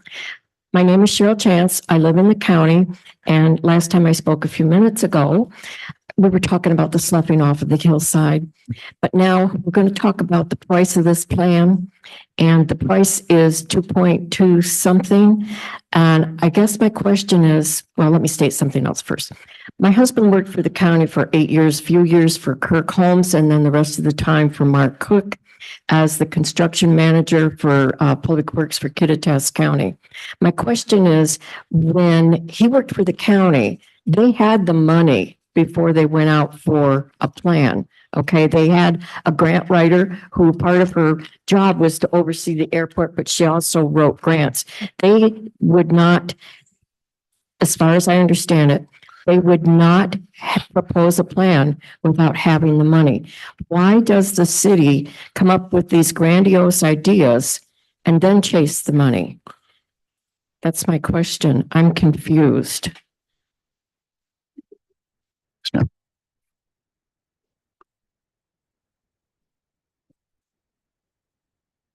I'm Nikki Pollock. I'm a citizen of Ellensburg and a 20-year resident. I'm also the chair of the Parks and Rec Commission. I'm speaking on my own behalf. The plan being presented to council truly embodies the feedback we gathered from the community. By comparing the current proposal from the one from last March, you can see the evolution based on new community input. The testimony the commission heard from our earliest meetings with neighbors, walkers, people who were looking for a safer way to enjoy the park, all the way through our latest meetings with the Legion and Save Craigs Hill. We have incorporated those ideas into the new Plan A. Well, not every comment can be, sorry, my phone's dying. My notes are here. Not every comment can be incorporated. We really did work to ensure that the viewpoint is maintained for those who want to view it from their vehicles in all seasons, that the viewpoint is maintained for people who want to walk and enjoy it from outside of their vehicles, the safety of families, children, runners, walkers who want to enjoy the park is also maintained, and that we do have a park that is available to more citizens on a more continual basis. We ask that you approve this plan for us. Yes, sir.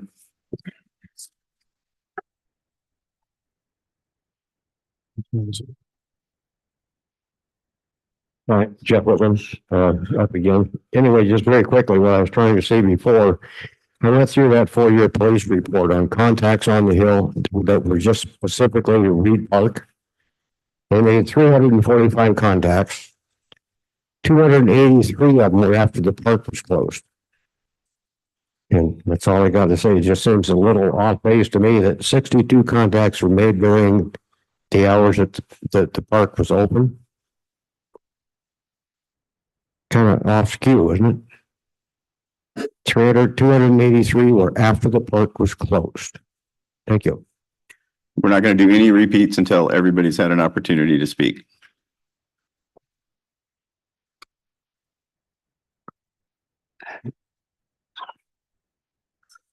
My name is Birgit Mitchell. I've lived in Ellensburg about 25 years.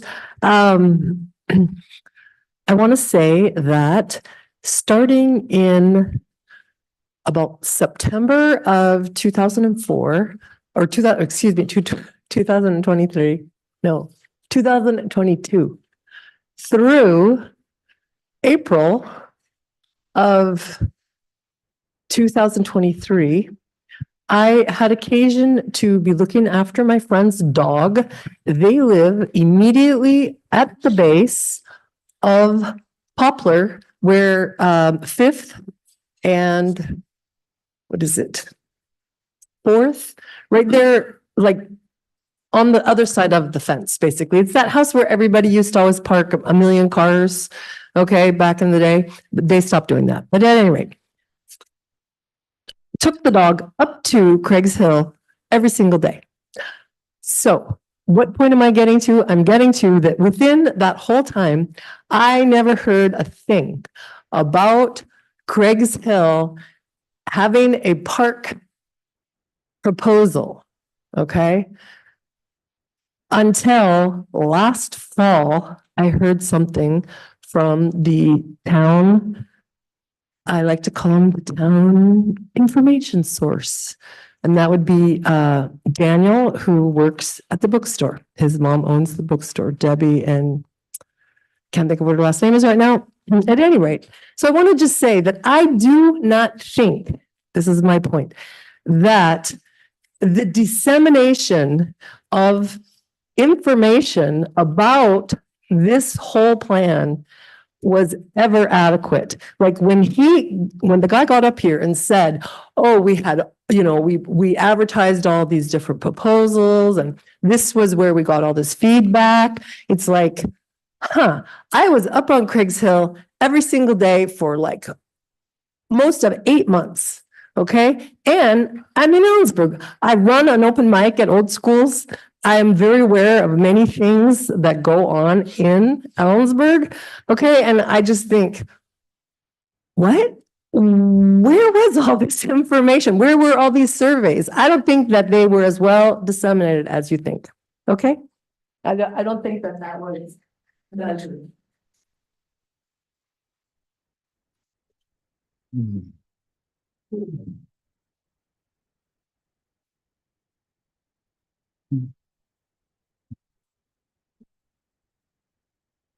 everyone.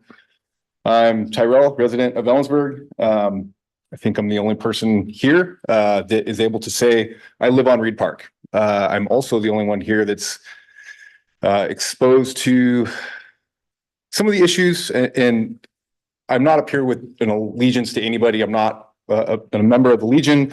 I'm not here with Save Craig's Hill, but I also in no way do I want to make it appear that I stand in opposition to them at all. My goal is to have a safer family experience. And Plan A that's currently on the table for you guys to vote on is the compromise that is the safer family experience. Plan D, I think, would have been the best option for families. I still think that having some space dedicated to people that want to enjoy the park outside of a vehicle would be great for families. I also understand that that meets a lot of opposition from some of the organizations, and I understand that their needs include a lot of parking, and I understand that. I want the members of the Legion to have a lot more awesome memories at their location, and I know that parking is a big part of that. Plan A dedicates space to families. My wife, our kids can get out of the lane of travel. At this point in time, we leave our house. We have no place to go other than in the lane of travel. There's nowhere else to go other than load my family up and drive to a different place of the city. We don't get to enjoy the view from our house because we're not going to go over and travel in the lane of travel with traffic. So with that being said, I can also state that I think married into 5th generation Ellensburg that's lived up there. I don't speak for my entire family. I don't speak for the Woods or the Buttons, but I can tell you, I don't think there's a single person up there that would stand in opposition of the addition of sidewalks. The people that are talking here tonight that are saying that that's nonsense, I don't believe use the park as a park. So with that being said, I strongly encourage you to move forward with that. I am the constituent of the community that is speaking on behalf of the community as far as the park goes for the community. I'm that person. Thank you.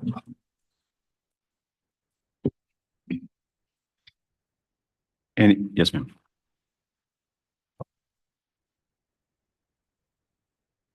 Hi there.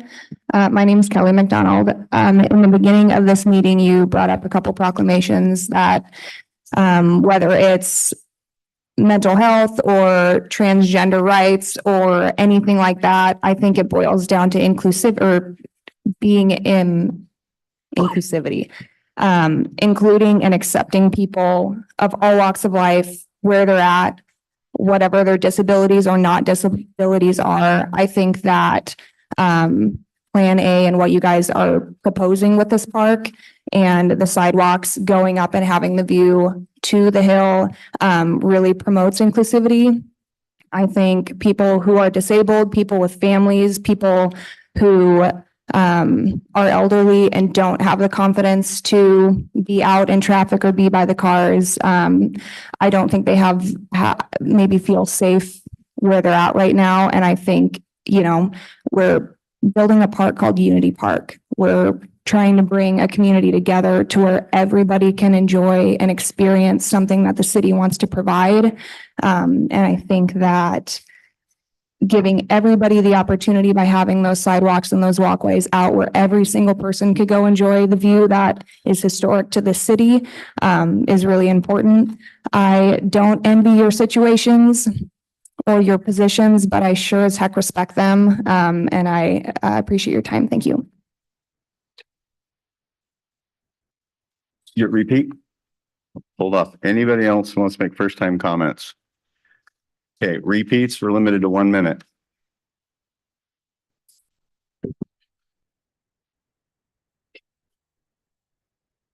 Angela Lang. Tyrell, thank you. Thank you for speaking. I agree that there needs to be a sidewalk in the park. I disagree that it should be on the viewpoint ledge for multiple reasons. The stability of the hill, number one. And when you're talking about safety, you're talking, let me see, we have 4 different seasons here. So we've got the ice, the rain, the snow. What's going to keep people safe on that? Through the park, I think would be an amazing compromise. I ask that you please reconsider doing that. I don't understand why it's so important to have it on that edge. There's already a small pedestrian park up there. Kyle's bench is up there, right there. The walking path that's right there. You can put benches right there. It has the best view down into the arena. It's gorgeous up there. It's the highest point. Please, it's something to consider. Thank you. Ma'am.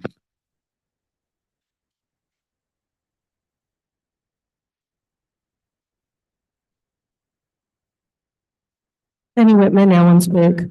I just have one thing to say, and I didn't have the opportunity. But speaking of handicap, I have a handicap grandson who drives, but the handicap parking is at the bottom. If he gets out of his wheelchair to wheel up that hill, as big as he is and as strong as he is, he's going to have a hard time doing it. And me, as his grandmother, I'm not healthy enough to push him up that hill. So the thing about it is, we all love this valley. We love it. But we also want to maintain the history and the knowledge and not change it for our grandchildren, great-grandchildren, and great-greats. So that's what we're all up against. Leave the sidewalk, put it on the other side. Put it down the middle. There's other opportunities to do that. So please look at those opportunities. Yes. Blue shirt.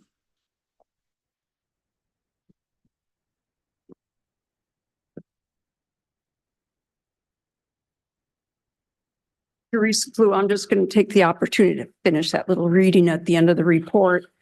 So on page 5 of the geologic report, and people were wondering in here, why the concern? For me, it is all about the erosion on the hillside and what I think is going to occur there. And so I just ask you respectfully to just pause on something there, to look at that hillside a little more further. It says, please keep in mind that locating improvements adjacent to a steep slope is always a risk, and that the slope may fail or continue to erode into the future.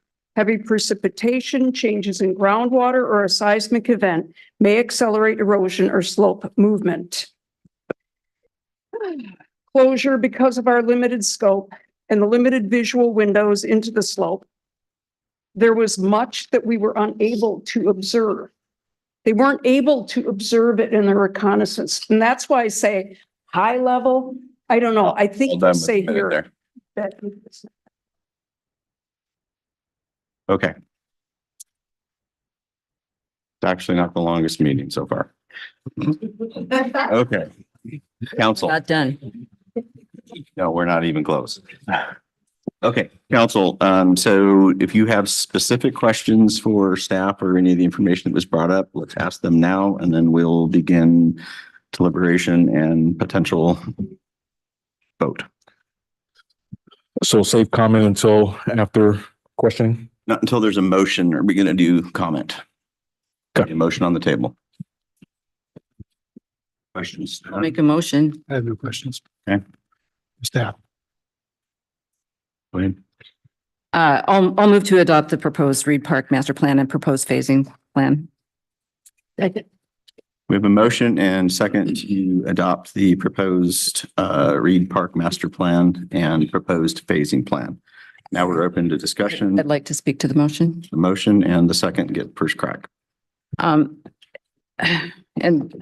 this might be long because I want to address all the issues that have been raised over the last several months. We've been accused several times of not listening, and I don't know how to show that we've listened other than to respond. And so we started listening to the neighbors, hearing that the park users were creating problems up there. And we responded with extra police, cameras, outreach to EHS, and then finally the master planning process. We listened to the participants in the first surveys and open houses and responded by adding options and changing those plans. And then we got to what I thought was the end of the planning process and heard from the American Legion and started over again.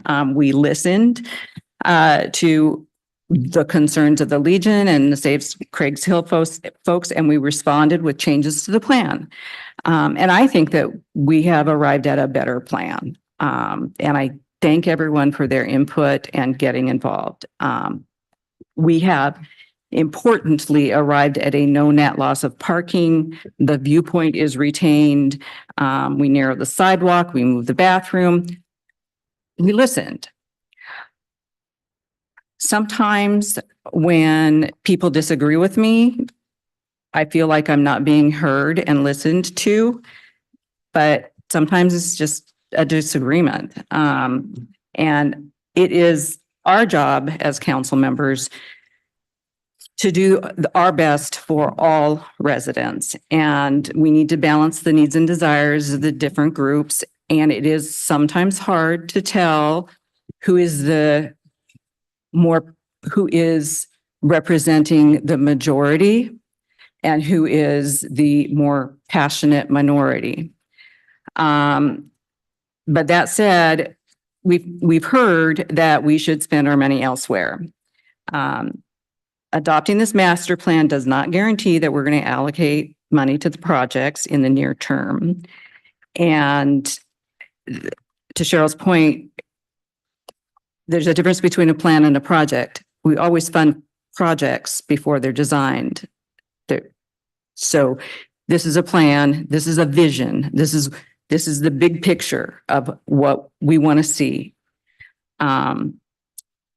We'll get the funding before we design up the project. For instance, the sidewalk. We can spend money on other parks at any time. There's plenty of need, including the field house being the primary.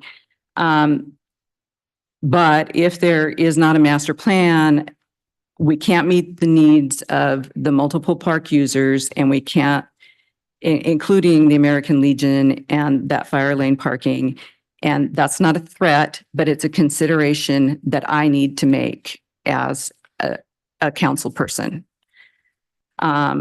We've heard concerns about erosion, and yeah, that hill's been eroding for a long, long time, over 100 years. I don't think adopting this master plan creates any increased erosion, and that detailed experts, technical plans before we do any of the projects. So before that sidewalk is built, we will get geotechnical experts up there to look at it and do the studies that Teresa suggested needed to be done. So, and the benefit, the good news is, because of this master planning process, the city and the county are now working together on the ownership and mitigation issues that have been raised. We've heard requests for a town hall meeting, and I don't understand what that means, apparently, because we have had open houses and surveys and Parks Commission meetings and city hall meetings, or city council meetings. What is gained by a town hall meeting? I don't see how that's different.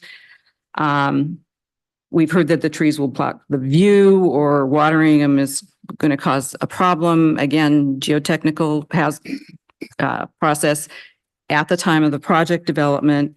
That diagram shows clearly they're not going to block the view.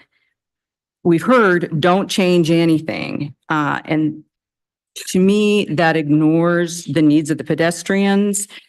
You still have people using the bushes as bathrooms. You still have the fire lane parking mess. And I guess this city was built on change. And people have invoked BF Reed and the Craig brothers, and they were change makers and builders of their time. And I think that they would embrace change.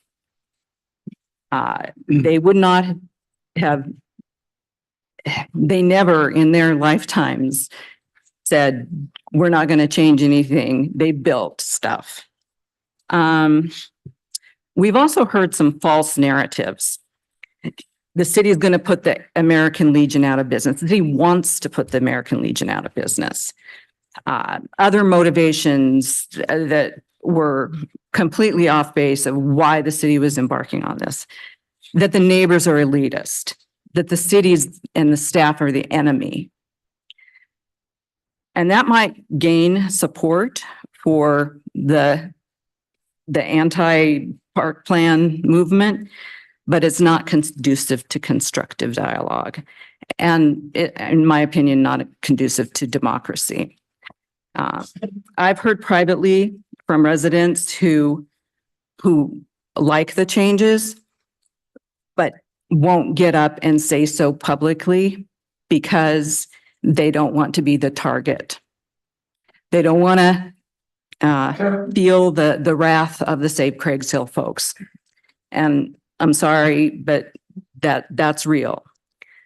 But on the other hand, I mean, Save Craigs Hill folks, you gave voice to a lot of folks, and obviously our public participation plan did not reach the right people.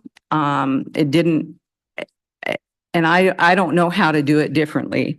And if y'all have other ideas other than I'm not going to hire anyone to sit in front of grocery stores and sign petitions because we just can't do that. But it also, anyway, it suppressed some other voices. The best decisions are made in an open and honest dialogue, and it's based on truth and without the climate of intimidation. The city tries to be transparent and welcomes public involvement in all decisions, preferably early in the process. It's really frustrating to get to the end and find out we didn't reach all the people or the right people. So I would appeal to folks who felt out of the loop. We have multiple ways to keep abreast of what's going on at the city. There's a newsletter, the Be Heard. You can sign up for email notices for stuff with parks or whatever you want to follow. We have Facebook posts, and we have those SEPA signs for projects when they're going to occur. And if y'all have other ideas about how we can get the word out more efficiently and better, and to a broader bunch of folks, we're always open to hearing that. So, and I'll wrap up. I do support this proposed plan because of the no net loss of parking. It cleans up the parking near the American Legion, and protects that fire lane. It retains the parking of the viewpoint while defining the street versus the parking. It protects pedestrians from traffic, provides a restroom for disabled folks and if folks want to have weddings and gatherings up there. And I think it enhances the Reed Park experience without losing any of the features that make that Reed Park special. So I'm supporting the master plan. It's a lot. I know, I'm sorry. Yeah, Nancy. How do you follow that? Thank you, Councilmember Lilquist, for that review and the comments that you made. Second the motion because I too believe the proposed plan will enhance the park, make it safer, and open it up to people going up there that haven't ever gone up there. I don't see how the work that we are proposing is going to destroy the history of the hill. I don't understand that. I do want to thank the Save Craigs Hill people for bringing issues to our awareness. Very good suggestions were made. Things were done and adjustments to the plan were made. because of the work that you did. And I thank you for that. I appreciated the meeting that I attended a couple of weeks ago, the fundraiser, and the comments that I heard there. It raised my awareness of some of the issues. I came straight back to the staff that very day, or the next day, I guess it was, and put those questions in front of the staff because I was concerned about what I heard. I have a lot of faith in our staff. I have a lot of faith in the contractors that we'll be working with for this project. I know that other concerns that you have raised and things that you're worried about will be addressed in all of the reviews that have to be done before this project can go forward.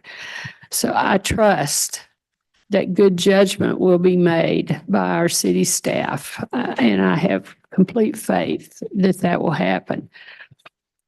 So I want to thank also Parks and Rec Commission for all the work that you did to get us to this point.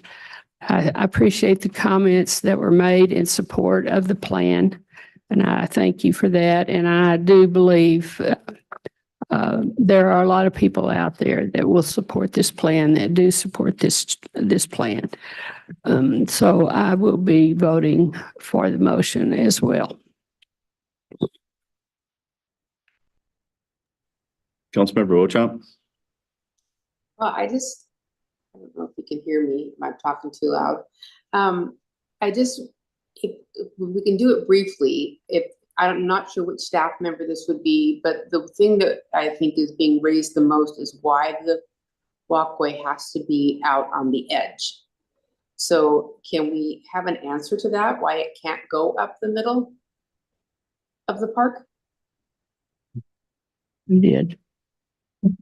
It certainly could go up the middle of the park. I think from a safety standpoint, it makes more sense to put it in front of where the vehicles are parking so people have access to it without crossing the street.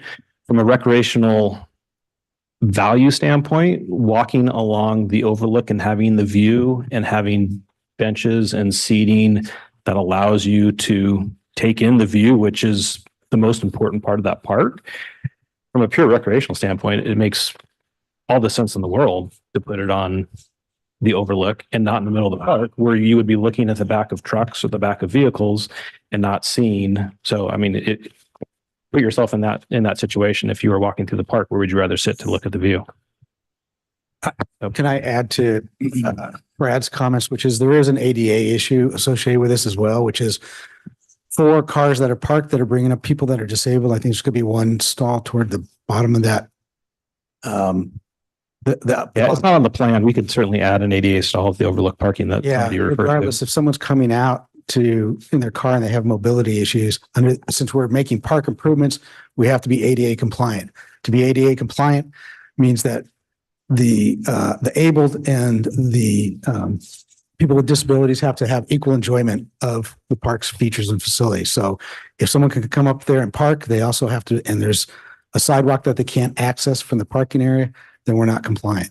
So there's been a suggestion about putting the viewing area up by the bench at the water tower, base of the water tower. Unless there were a sidewalk specifically there from the parking area, which is what we're already talking about, I don't know that that would be compliant. I'm going to go to the rest of the council.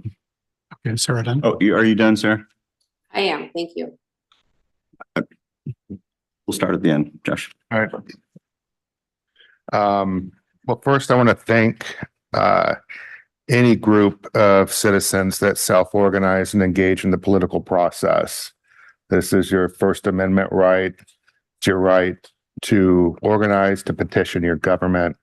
And it's something that I would, regardless of side, would never wag a finger at. I appreciate all the effort that the Parks Department and the Parks Commission has put into this plan. When you look at the difference from D to A and A revised, you can see a number of adjustments that do show that I think the process is working. Are we going to get to perfect? Never will, because we all have different opinions. I do have deep concerns about the retaining wall and the sidewalk. If you look at the photos of the hillside, the one portion of the hillside that's not eroding is where there's all the vegetation. And what's the first thing that gets taken out when you start doing retaining walls and sidewalks is the vegetation that's naturally holding the hillside together. I think the geotechnical reports we have don't apply to the hillside face. One's for the pump station, and the other is just a snapshot in time. It's not an actual study in and of itself. And so we obviously can't rely upon this information alone to make a decision. I think it's important, regardless of the outcome of this vote, that we study that hillside, we understand it. We may find ourselves in a situation where voting for this parks plan is the most expedient way forward in which we can take a look at that hillside. We have several outs in the process. We can get those studies, and let's say the cost balloons. We can step back as a whole as a city and say, is this where we need to invest our dollars? I have heard from others about the need for upgrading features in other parks, specifically kids equipment. I think if we were talking about kids equipment today, 90% of this room would be for it, and 10% may be against. I believe that the most, I guess, looping back, the most expedient way to understanding that hill is forcing the study of it. And we have the ability to stop in that process if we see we're going to do more damage. I do not believe any side, any person wants that hillside damage. Nobody wants the erosion. It's the one issue that I think everybody in this room, to some degree, can agree with. And if this plan, which I think addresses 80% of the concerns of the Legion and Save Craig's Hill, it also addresses safety concerns. I hear that. I'm a father of a 1-year-old, so I understand not wanting them near traffic. I want safer ways to enjoy that view. I would encourage us all to move forward. I plan on voting for it because I think it gets to the root of the issue the quickest, gets that hillside studied, and then we can take a step back and look at the results. But right now we have so little information. I think the best path forward is understanding what the core problem is. And it's the one thing we all agree on. And so if we rally around that, I think maybe there can be a little bit of healing in the community. There's been a lot of frustration, and I hate to see it. I didn't get into this to stoke frustration or push issues. It was to listen to the public and figure out what serves the public interest the best. And I think all sides can be served in their own ways by moving forward with this plan. That's my statement on it. Councilmember Palmer. Okay. Baptist preacher down south once said, "Get up, speak up, and shut up." So I'm gonna go through this pretty darn quickly. All right. So when I was appointed a couple of weeks ago, I spoke at that interview that one of the most important things to me is infrastructure, thinking about a 50-year plan. That's what my responsibility is on campus. That's what I want to bring to the city. And I know that at some points that will conflict with what maybe people disagree with. But my responsibility is to get 50 years, not 5. 5 years of inconvenience can mean 50 years of a disaster. So when I bring that to consideration of this plan, one of the hardest things that I have with any project is convincing stakeholders how the phasing of a project goes, speaking at a very high level and then going down. So Brad, Ryan, Dan, thank you for the information you put together. I know it's not easy, and I know how difficult it is to convince folks from a large scale that a project that is 4 years in the making to get to its actual completion and where we're at. We're at the very beginning stage. There are so many checks and balances that happen along this project for all the off-ramps, all the considerations, all the things that everybody's concerned about. But I'll give you my 2 cents as far as my construction experience and what I see. There is no edge on the hill currently. The only thing that stops people and vehicles from going over the edge is common sense and soberness. That's really it, because the asphalt ends and water runs right off of it, and that's causing the erosion. We got 4 seasons here. That'll continue to happen. It will continue to happen well beyond this, unless you put in stormwater erosion. Stormwater erosion control is usually hardscape. That means sidewalks. That means gutters. That means diverting the water. Water will do whatever it wants. The only thing that we can do as humanity is try to divert it, but we can only do so much. So that's what we should try to do. When it comes to planning, my responsibility on campus is preservation. Preservation requires planning. Planning requires funding. Funding requires evaluation. Evaluation requires engineering. Engineering requires checks and balances and approval before we go ahead and execute that project. This is the first part of it, is just approving a plan. We will have the opportunity, we will have the feedback to be able to go through all those checks and balances. I want to say to Craig Seal, I will be there on March 26th to answer questions personally about my experience about this, what you were concerned about, so we could talk about it in depth about that. So that's it.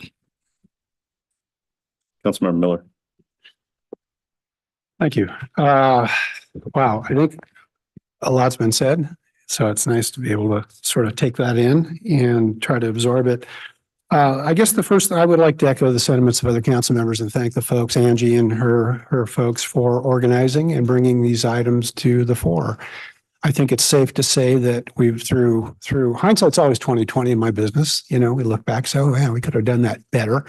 I think that it's fair to say that if we step back 2 or 3 or 4 steps, the project as we know it today didn't exist when it began. It wasn't conceived to be everything it became.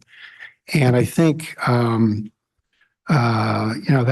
that sort of created the framework that we worked with. And there was no intent to deceive or to conceal or anything like that. It just, the project started out as a simple traffic containment park planning exercise, and it grew into a whole lot more.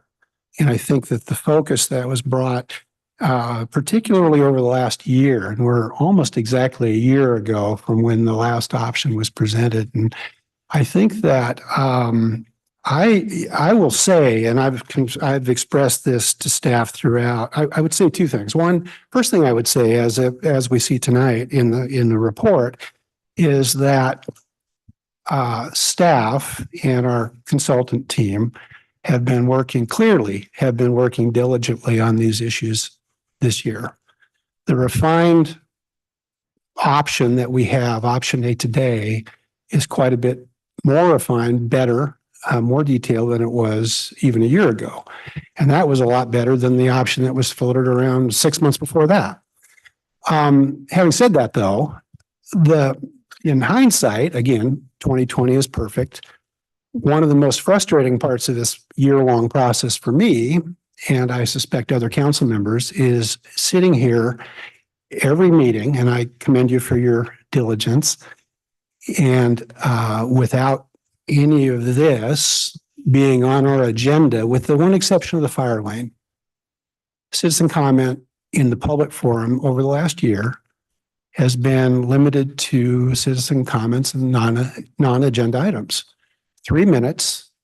Everyone was very polite and friendly and respected their time limits. But by our own policy, the council does not react, does not engage, because as you know, there are lots of issues that come before us that are on the agenda. And that's the way the process works. We all know that. But I think it created a vacuum. And I will say, I'll take this on. I'm not going to speak for the other council members. I feel like we, the council, with the collective input provided, we could have done a better job in communicating back. As has been stated, we listened and we heard. And I think the staff working diligently is reflected in the refined plan. So yes, we did listen. And I think that shows in the option. But I get the frustration, and I think we could have saved ourselves a lot of heartburn by having a couple of these kinds of discussions throughout the last 12 months. We've pent up all of this frustration, and I get it. I completely get it. But, as I was thinking about this, I was really, it's probably been 8 or 9 months ago when the fire lane issue was at its peak. I was really pushing for the temporary solution. I knew in my mind, I put on my planner hat and I could see that there was a way to clear the fire lane. And again, I commend staff for going to the mat on that, working with the Legion, getting the temporary easement and making it happen in a very economical way. And I think as a temporary stopgap, it satisfied a couple of important things, as has been noted. One is it got us into a fire lane compliance issue, which is pure, straight up life and safety. Absolutely no doubt. There wasn't a council member, current or past, that would disagree with the need to do that. I know we've heard some people say it's been fine, you don't need to do anything. That was never an option in my mind. The second point is that the improvements that came from that were really, I think, pretty well focused. I think it's referenced in the staff report, and it's been said, this option, it was paraphrasing, but essentially this plan, we'll call it option A, will result in a park that looks very similar to the current park layout.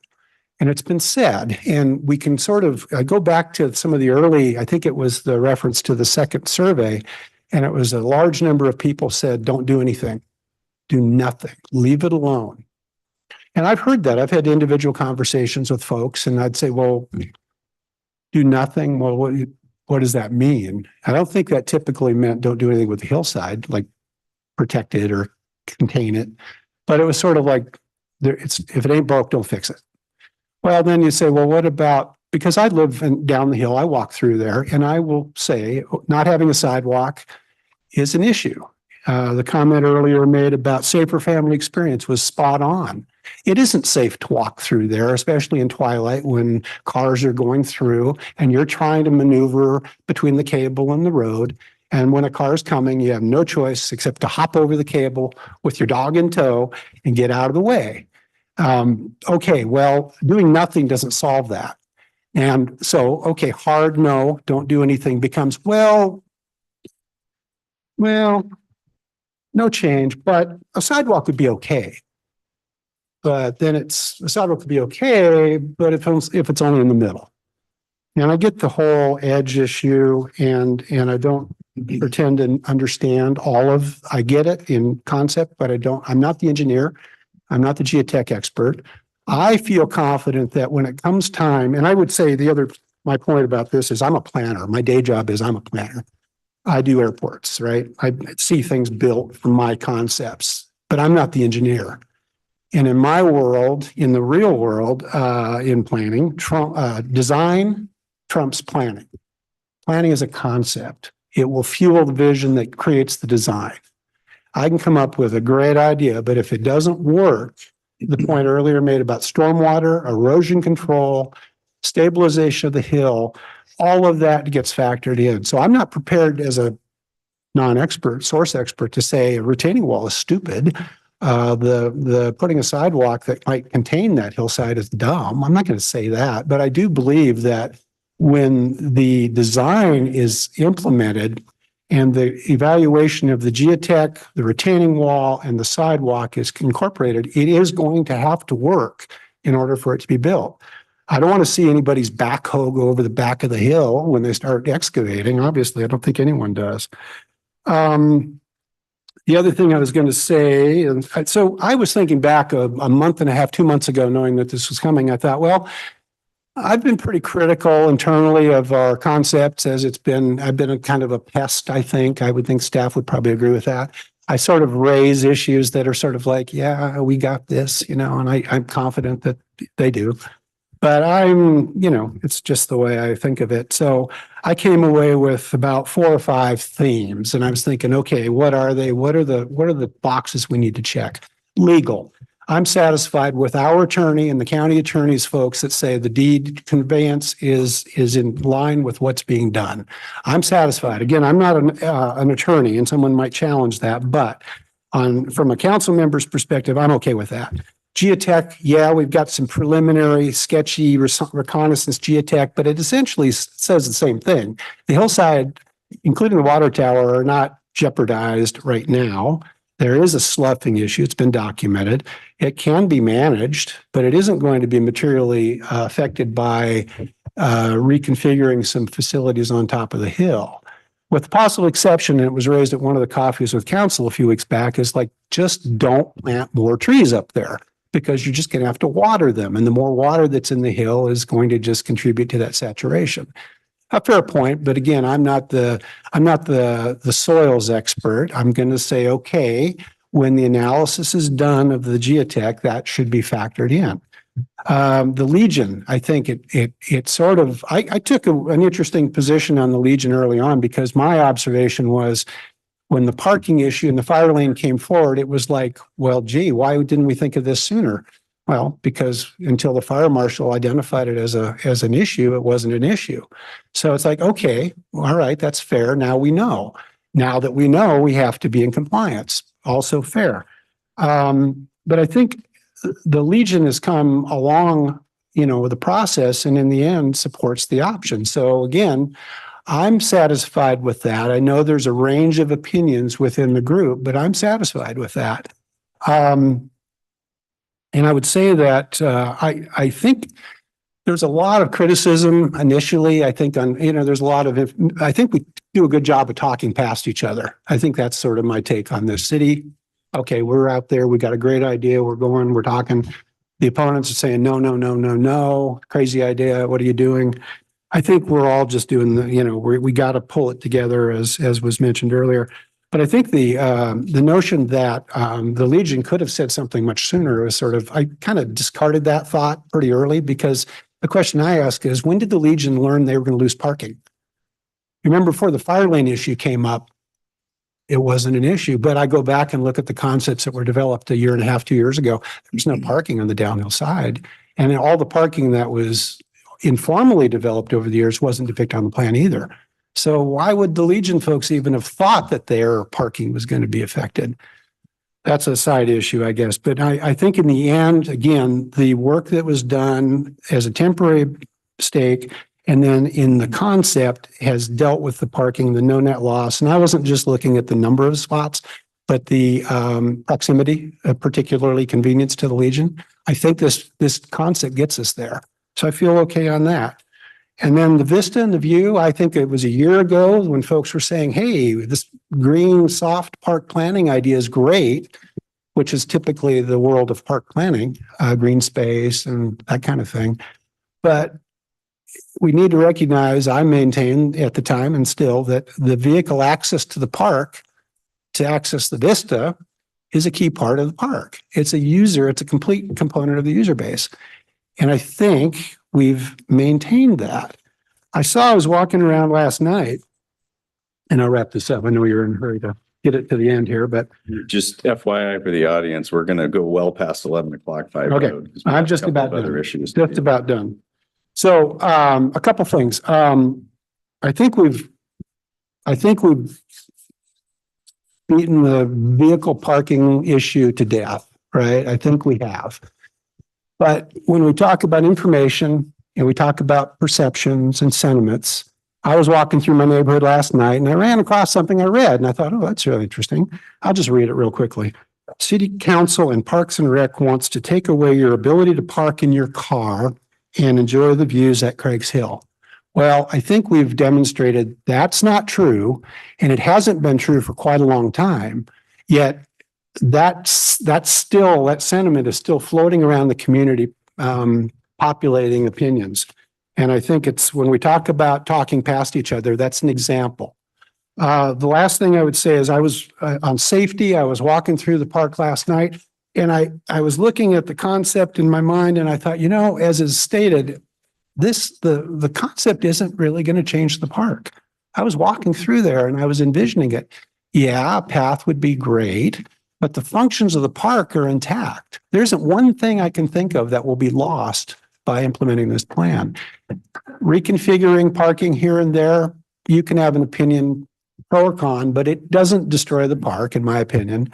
I noticed last night, interestingly enough, that, and again, under the thought that the existing uses are maintained, there was a group of 4, 5, 6 vehicles up in the upper part in the diagonal spaces, enjoying the view, folks enjoying the view. It was an hour before sunset, beautiful view. It was a nice night last night.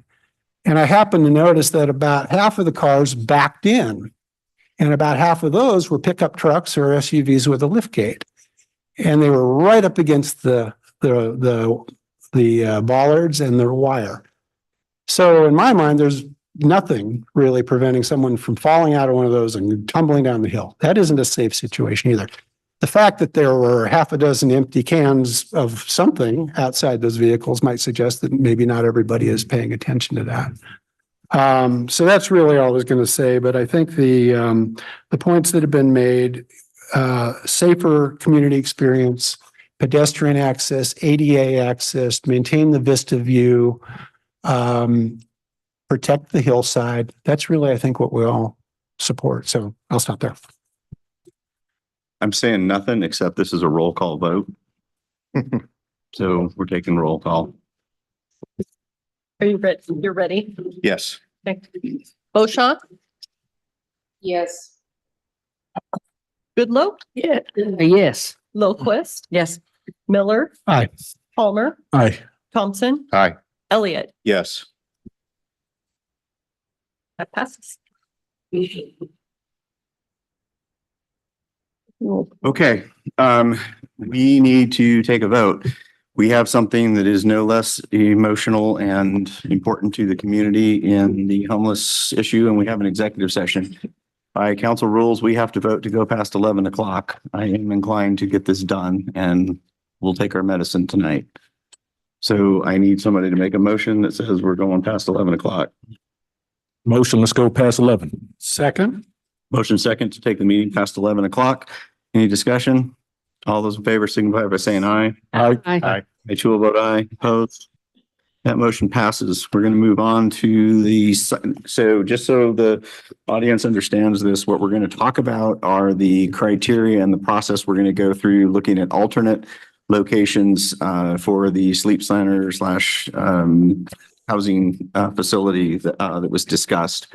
And we're not talking about specific sites. We're talking about the rule and the process only. So if that interests you and you want to have a conversation, there will be an opportunity for public comment after we do the staff report. Super. Thank you, Mayor. All right, I will be brief in the staff report, and thank you for clarifying that item. Again, this item has brought to you with a request from last meeting, and I'll give it just a minute.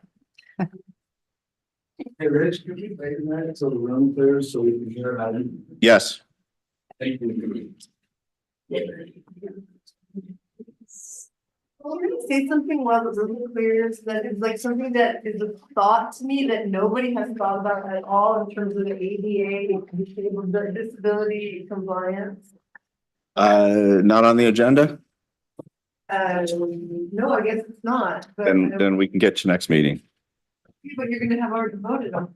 For this, I'm talking about for the Reed's Hill things. We already voted. Reed Hill's done. Oh, it's, well, you guys are gonna have to think about it later then. Okay, thank you. Because 88 business. Okay, go ahead. All right, thank you. So this item is brought to you based on a request from the actions at the last council meeting. At that meeting, council considered a proposal for a proposed site for the sleep center. And this site was located at 1200 Ruby Street. Council chose to pause action on that and pick that item back up. It's the first meeting in May.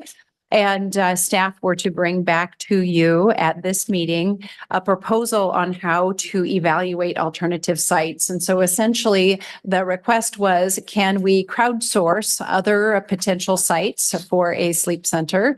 And so 2 days after the meeting, we released a press release with terms for siting a sleep center. And our recommendation, and in fact, I received, I believe, 5 proposed sites. We've considered at least 2 of those previously, but we are looking at the process by which we evaluate those sites. So you have before you a recommendation, and the recommendation is actually to use the ad hoc committee on homelessness. There's an opportunity to add up to 2 council members. Right now, that ad hoc committee consists of Councilmember Lilquist, County Commissioner Waxsmith. We have county staff from police, from Sheriff's Office and EPD. We have other county planning staff. We have Hope Source, the Health Network, and other service providers. And the recommendation would be to use that committee as the review committee and actually to create a public meeting by which that group would review the proposals. And so the timeline would look like we close the proposals on April 15th. The week of April 15th, and in fact, we already have a date set up for, I believe, the Friday, the 19th, to conduct a public meeting with the ad hoc committee to review those proposals. That would allow some time to prepare the item to return to council in early May. Go ahead. I have a suggestion, but go ahead. Oh, well, please. So one of the things that we heard about previously and why I sort of pushed for this option was the idea that, you know, we're not hearing necessarily from the business community. And I'm wondering, is there an opportunity, whether it be, EDA, or whether it be chamber or something, can we find a business representative from inside the city to sit on this panel as well? Absolutely. We can add as many types of members as you all would like. I just would So, like yeah. that perspective Okay. included. I just had a question. I apologize. I missed the last council meeting where this was discussed, so it may have been discussed. My question is the, so the summary here discusses at the last meeting, provides an opportunity for community members to suggest alternative locations. So this ad hoc committee is going to be tasked with evaluating those alternative locations. That's part of it, right? So my question is the Ruby Street site going to be included in that evaluation? Because I believe it should be. Yes. Okay. That's what I needed to know. Council, do you have any other suggestions or questions about the process before we deliberate? Nope. So you are looking from us for an approval of the process to evaluate the alternate sites for the sleep center. That is correct. So I need a motion. I would move to approve the proposed process to evaluate alternative sites for the sleep center in Ellensburg, to include the recommendation to add a representative from the business community to the ad hoc committee. That's second. We have a motion and second to approve the proposed process, page 156 plus in the agenda packet, to evaluate alternative sites for the sleep center in Ellensburg, to include the Ruby Street site and to include a representative from the business community. Is there any discussion? Just a slight discussion on the parameters. This is parcel size, the minimum of the 1.25 acres. Simply just more of a comment or maybe of a clarification question. If a proposal idea comes in that is just shy of that meets all the other criteria, that has significant public support, is that something that can be revisited as an option? That's just maybe a clarification to staff. Absolutely. Yes. The size of the parcel isn't arbitrary, but conditions could actually allow for reconfiguration of the site design to be able to size it down. But basically the minimum parameters we were looking at initially would be 1.25. Understood. Thank you. That's it. I have messed up the process, but I'm going to suspend our council action and offer public input specifically to the process that we're talking about, not sites. Yes, sir.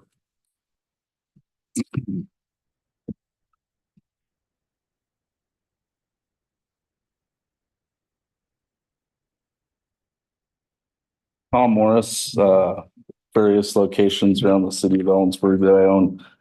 Thank you for letting me speak tonight. I know it's a long night. I guess one thing that I have noticed through this, no different than the Hill, a lot of people support the idea as long as it's not in their neighborhood. I could ask the two council people I know best, Rich and Nancy, would you like it in your neighborhood? And that's something that I think we need to think about, we need to address. And that goes into bringing a business person into the thing. Well, you could bring me in as a business person, and if you choose to put it on North Main Street, it might not affect me. So I think you really have to think about that. And I know we're not talking about sites, but I think you have to be careful that you could pick a business person in downtown Ellensburg that loves the new park where Rotary Park was, and they don't really care if it's on South Main. It doesn't affect them. So I think you have to be careful when you're looking at having a business person, because the business people are the ones, we're going to lose the revenue. And when we lose the revenue, you lose the tax revenue. And so I think your business person on this committee has to be, kind of have to address some areas and then look for the business people. Because I don't think it would be fair to put somebody when it completely has nothing to do with them. I think that makes sense. And also I would encourage you to reach out for some more people, parents, different people in the community. This group doesn't have to be, yes, you don't want 40 people, but get involvement from lots of different people. And my last point was, if somebody's not on this little committee, how does a person get to you to say, here's a recommendation that I give you? I have 5 or 6 that I could give you. So what's an avenue for the citizens of the county or the city to give you that information? So I'll respond to that, because this is a process. We absolutely want to hear what those options are so that they can go through the process. So you can approach an individual council person or you can approach city staff and they will be put into the mix to be evaluated. And there was a media release with, there's a form you can fill out on the city's website to submit your recommendations. Okay, thank you. City's website, Sleep Center site. Jessica Carricker, my 2 cents to add to Tom's idea, because it's specific to what you're discussing the process. If you can't decide your sites right away, instead of just being an ad hoc, I'd make it a citizens advisory committee, and I would tailor specifically looking towards discussing to parents and garnishing business perspective from around the community, whether you're north, south, east, west, get a broad perspective, not one business person. You're going to need a handful. So I don't know if you can tailor your verbiage to, instead of being ad hoc, but being a citizens advisory committee, and fill up enough applicants that say they meet the criteria of being parents, have a young school age, high school aged, having businesses that are more than just one with a diverse perspectives. So the only thing I would add to that. So maybe it needs to go from ad hoc to citizens advisory committee.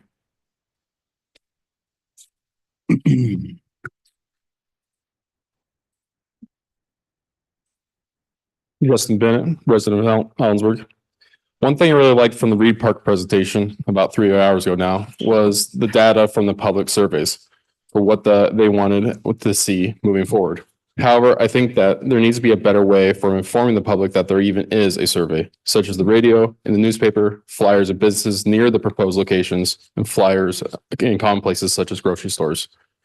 If a survey went out to the public in regards to the homeless sleep center, that would allow a better understanding of what the community actually wants.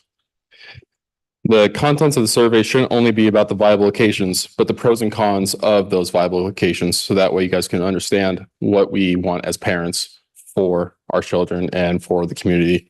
So that way everybody can have a good understanding and get our 2 cents in. Thank you. Yeah. Okay. So, this is just a quick You introduce yourself. Oh, Birgit Mitchell. My name is Birgit Mitchell and I live in Owensburg.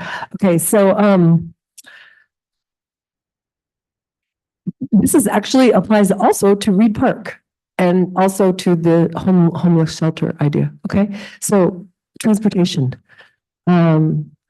At some point, you guys are going to have to figure in, or perhaps think about, or I don't know, I know that Hope Source is now in control of the bus routes and things, but like there really isn't like ADA accessibility or poor people accessibility to Reed Park, or I mean, and then obviously it would be very important for the homeless shelter, because presumably most of those people don't have cars to like live in. That's why we're looking to create this, right? So just something to think about, and that's transportation and the bus services in town, which was much better a few years ago. I just want to say thank you. I don't know if that. It is one of the criteria. Can I respond to that? Must really be quick? accessible to public transit. Well, yeah, and that also applies to retard. Yeah, yes, go ahead. Okay, let me, thank you. And I think Councilmember Locust jumped ahead of me. No, it's okay. I was just going to point out that among the selection criteria for these sites includes item number 6, must be accessible by public transit and pedestrian access. And I would point out that although we're not talking about sites, I would say that the previous site that was under consideration is in fact served by public transit. The thing I'd say about that though is that public transit is ADA accessible. And last point, Hope Source doesn't set our routes. Our public transit advisory committee does, and I'm the chair of that. Hope Source is our contractor. They collaborate with us. That is tomorrow afternoon at 3:30 in this building. Anybody else from the public?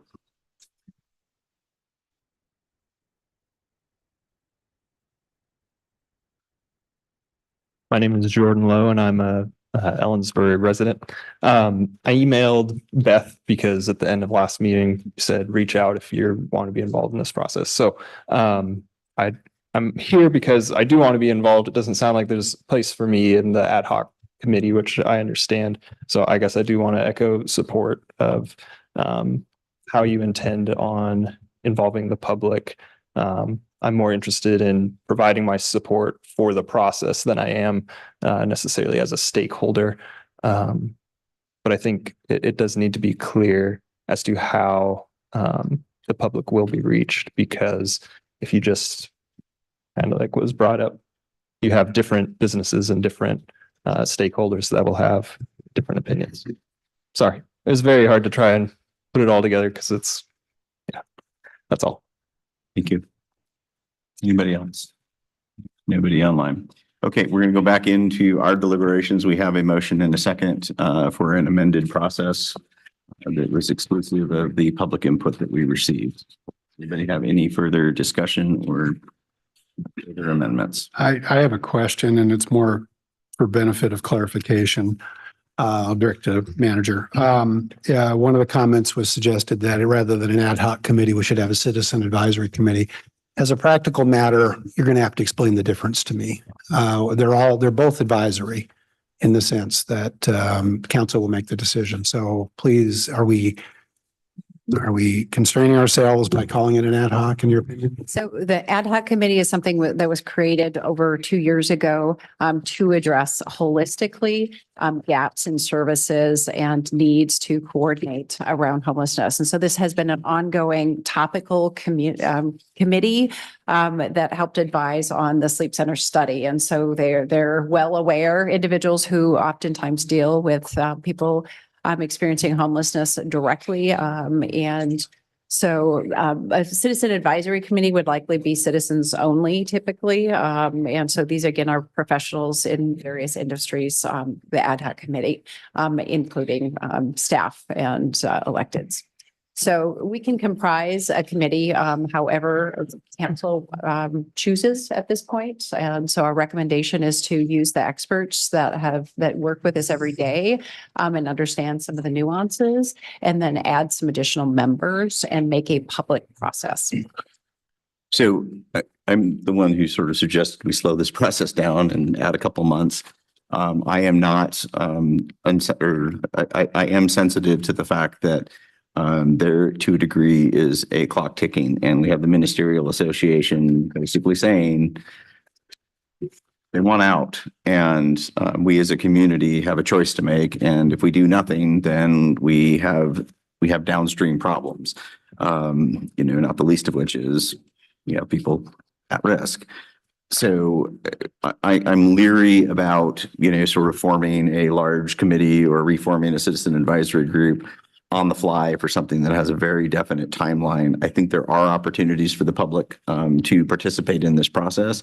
And I think our direction to the ad hoc committee is that these meetings are public meetings, and we want people to bring their ideas, and the recommendation is going to be made by the committee themselves. But I think that should be reflective of the input that they receive from the community. Oh, could I ask one? Go ahead, Delano. I was just gonna. Go ahead, Dave. Oh, excuse me. I was just, last point, question was the suggestion for locations. Is there a deadline for that? So we hadn't set one, but we're proposing to set one for April 15th because we need some time to work on these, on the proposed locations. Thank you, sir. No worries. This is comment for staff. So I hear the concerns from the public as far as the ad hoc committee. It sounds like, one, there's maybe not a realization there is one. And two, there's not a realization of who serves on it currently. Even though we do have it on our websites, what I'm interested in is the additional means of communication with the public besides just our webpage. I'm not sure if we utilize Facebook, and I believe if you could explain that so folks are aware, so they know the resources. And this is where we're going to have to ask the public to really get in touch with some of the ad hoc committee members if they've had some of the concerns and on some of these items. Right. So typically when we'll do a press release, we'll also do, we will copy things to Facebook. And so we use social media. We'll use our websites and our Be Heard eBerg as sort of landing pages to direct people to for more information. We'll link our surveys from our releases and then also our websites. So again, the proposal is to use that ad hoc committee as a public, the entity to review and inviting the public in. So that means we post agendas and we offer sort of Zoom participation as remote participation as well, and public comments, so opportunities to weigh in.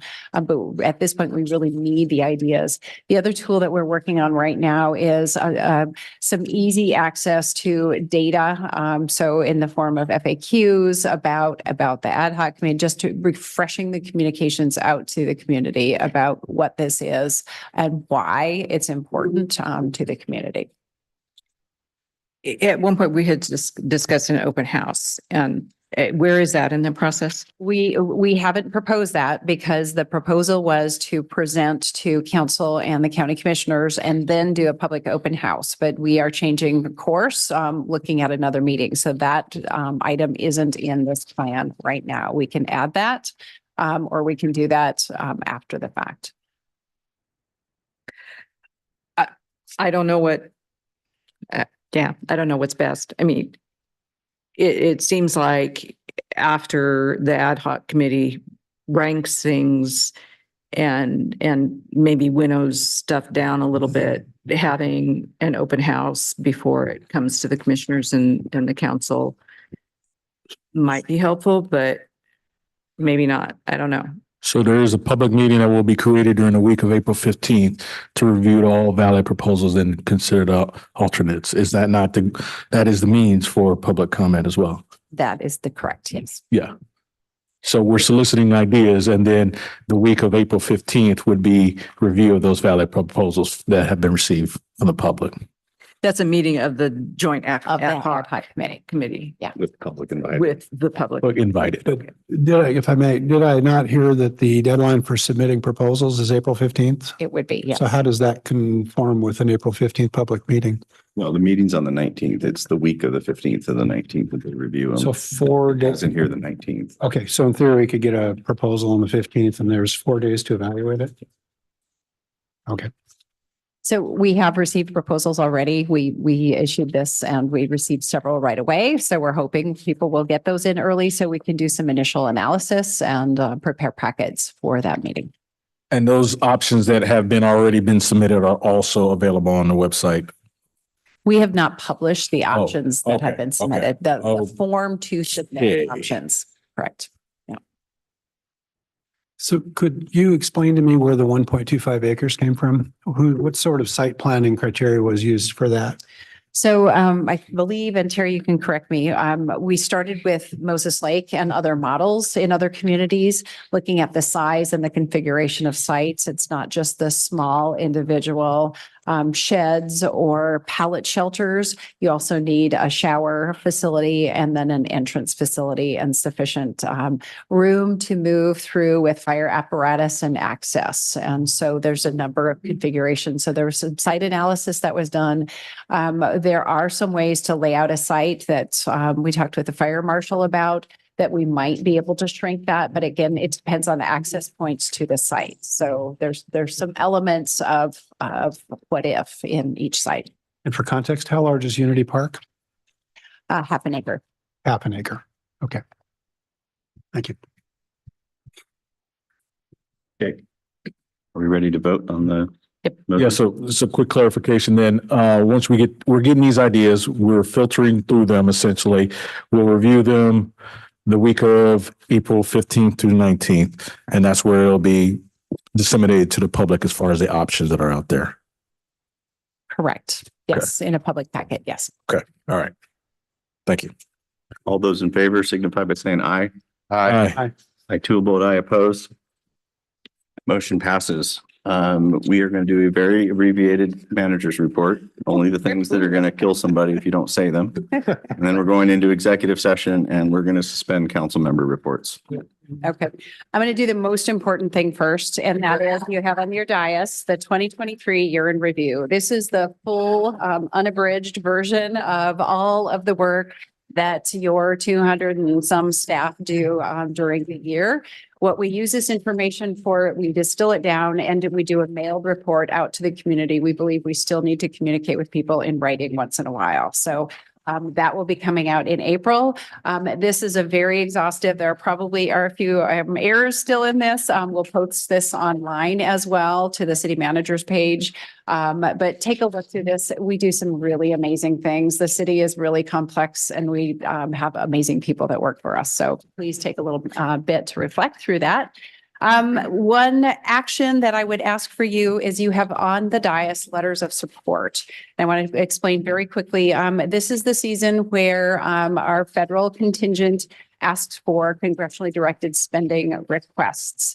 The city will be submitting a request for the field house for congressionally directed spending dollars of 7 million total. We've talked with the funders, and I will finish up to make sure I'm speaking with all of their staff, and that would be Senator Murray, Senator Cantwell, and Representative or Congresswoman Schreier's office. They know that we have a request coming in, and we'll do the same request to all. We've received a request from Centrifuge. We've received a request from Habitat for Humanity, and then also one for Keene. And we talked to them today about making sure that they understand the city's priority is number one, and that these letters of support would not hurt or harm our request specifically, but we definitely want to be good partners. And so the request would be to provide authorization for the mayor to sign those letters of support for those 3 projects. Need a motion. So move. Need a second. Second. Motion second to authorize my signature on a bunch of requests for grants. Any discussion? All those in favor signify by saying aye. Aye. Aye. Any opposed? That motion passes. We're going into executive session for what purpose? For pending litigation, no more than 10 minutes. No. And no action. Okay. We will come out and adjourn the meeting after 10 minutes. Trust me, do it. That Rich is going to sign some stuff. Sure about that? Oh, my goodness.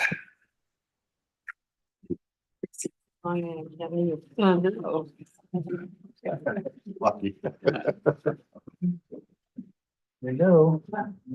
Fire at 4:00 in the morning. Yeah. No, I have a question. 15 other groups.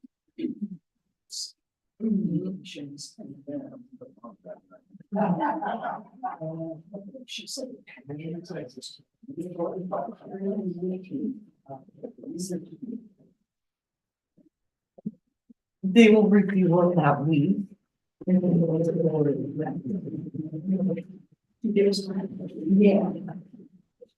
Yeah, no, I would think it was extra days before, yeah, because it has to be 24 hours. Yeah. Is there a way, like emails? I'm not that familiar with emails.